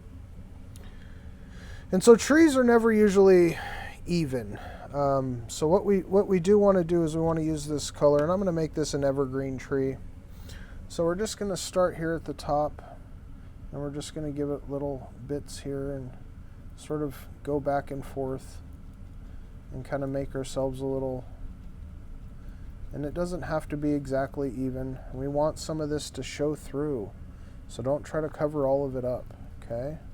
Very important that you kind of let some of that come through and be its own piece. And this is going to be a pretty big tree. So we're going to have this thing coming all across here. I'm running out of this color though, so I really should have made sure I had enough of that.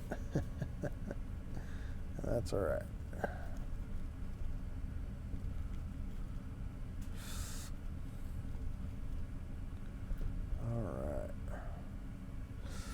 Okay, so the tree doesn't have to be exact. I just want to make sure we're covering up this center trunk piece. Okay, and this can be just a little bit. So I do have my little tiny brush in here. I'm going to just grab a little bit of this and sort of make this a little more pointy.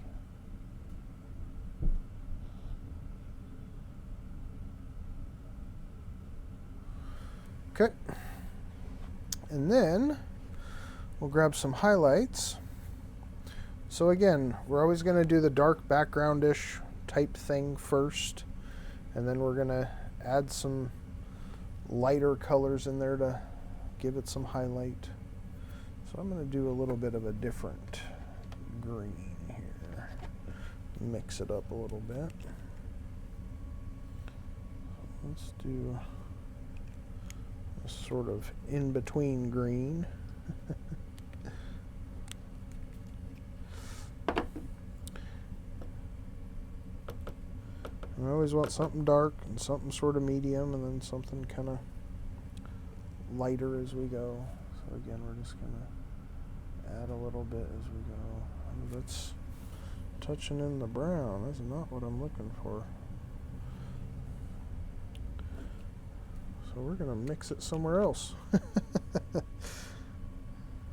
Sorry if I'm getting quiet, guys. This is a longer process than I planned on. I don't typically paint all in one shot.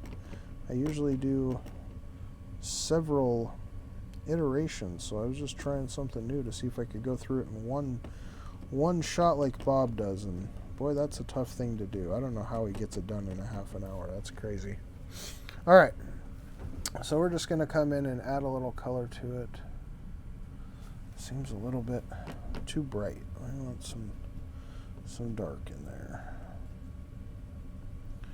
These are highlights, but we don't want it to be super, super bright. There we go.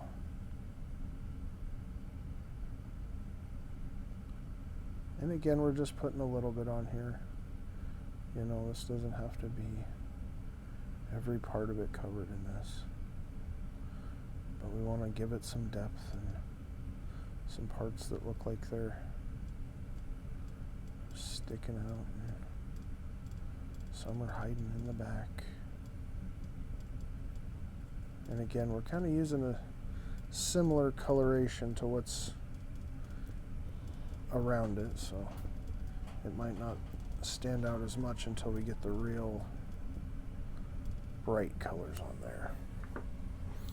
Okay, so now we need a little more of a whitish color, and I'm running out of spaces.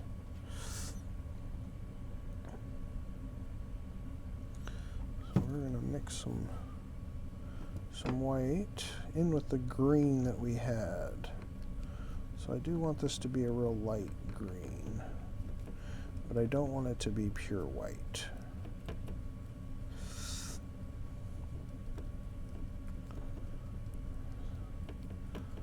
Alright, I'm starting to get the color there. Okay. So again, these are just highlights, so we just want a little tiny bit here. We're just going to touch here.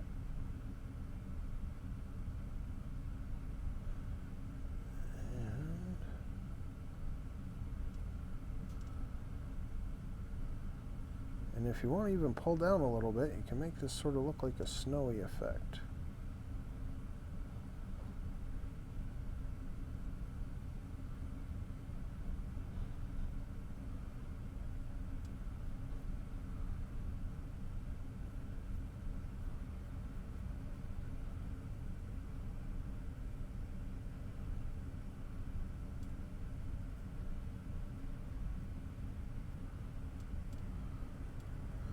The trick is to make this not look exactly perfect.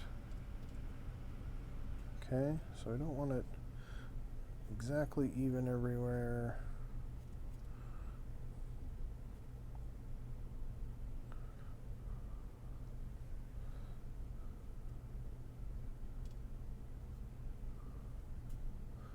Give them a little more snow on the mountain there.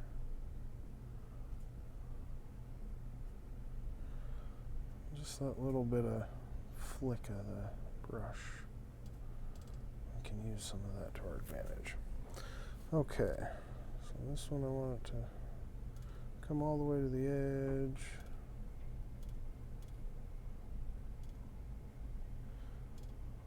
Alright. Okay, so we got our big giant tree up there. Now again, guys, these are just examples of techniques to get things out. We've got a variety of colors, a variety of landscapings, a bunch of depth going on. And then let's throw one last little bright white in there just for some fun, just to make this look like it's got some of this snow from the back out in the front, you know. I think that'll be fun. Just put a little white here and there.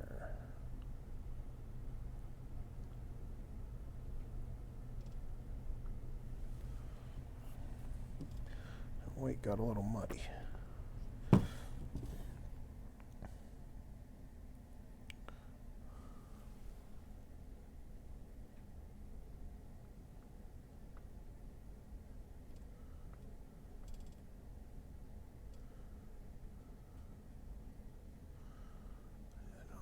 Hard lines of white. I just want it to be soft. Nice and soft.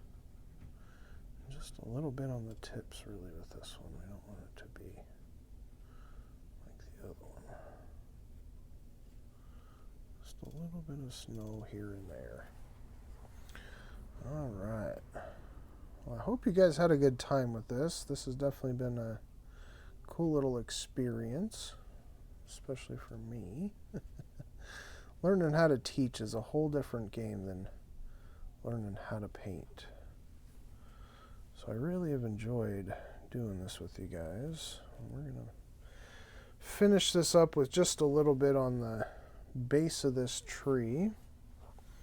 So it looks like it's got something sort of growing up towards the bottom of it. So I'm going to wipe off a bit of this paint here, clean this up. And what do I got going for brushes here? Got this one out here. So we're just going to throw a little bit of some green little grasses at the bottom of this here. So we've got some green color over here, and I'm just going to pull up a little bit and just throw some grass underneath this little tree over here so he doesn't look like he's growing out in the middle of nowhere. So very light touch here, very light. Just enough to give the indication of some grasses. That's what we're looking for, just a little indication.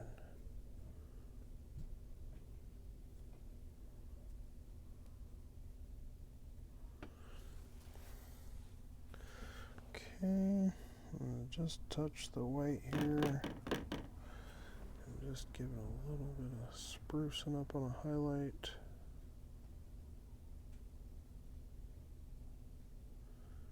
those dark lights, boy. Makes some fabulous things happen. That one was real bright. Look at that. Out there in the sun. Okay. Well, I think we're going to call this one a finished painting, guys. So, as Bob does in his traditional way, we are going to pull out some red. Permanent marker red. I don't know what that one's called. Cadmium red. Real bright red. And we're going to sign this bad boy. We could have done some more things, and you can always continue to go forever, honestly. So, at some point, you got to call it finished.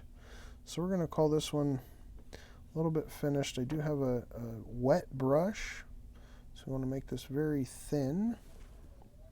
So again, I want to get a little more water to it, make it real thin, and roll this brush so it's a nice fine point to it. And I just sign my initials. You guys can sign these however you want, or don't sign them. Totally up to you.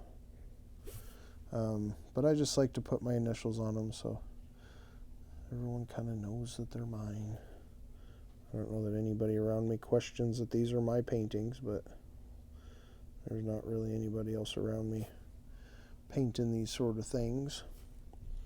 So I've had a good time with you guys today, though. Definitely enjoyed the process, enjoyed explaining how this works and how to come up with some of the various effects that create a painting. So let me know your thoughts, guys. I appreciate hearing what it is that you got going on in your worlds and how this came out for you. If this was something you followed along and tried to paint the exact same painting or not, I'm interested. So let me know, and I will see you guys in the next picture.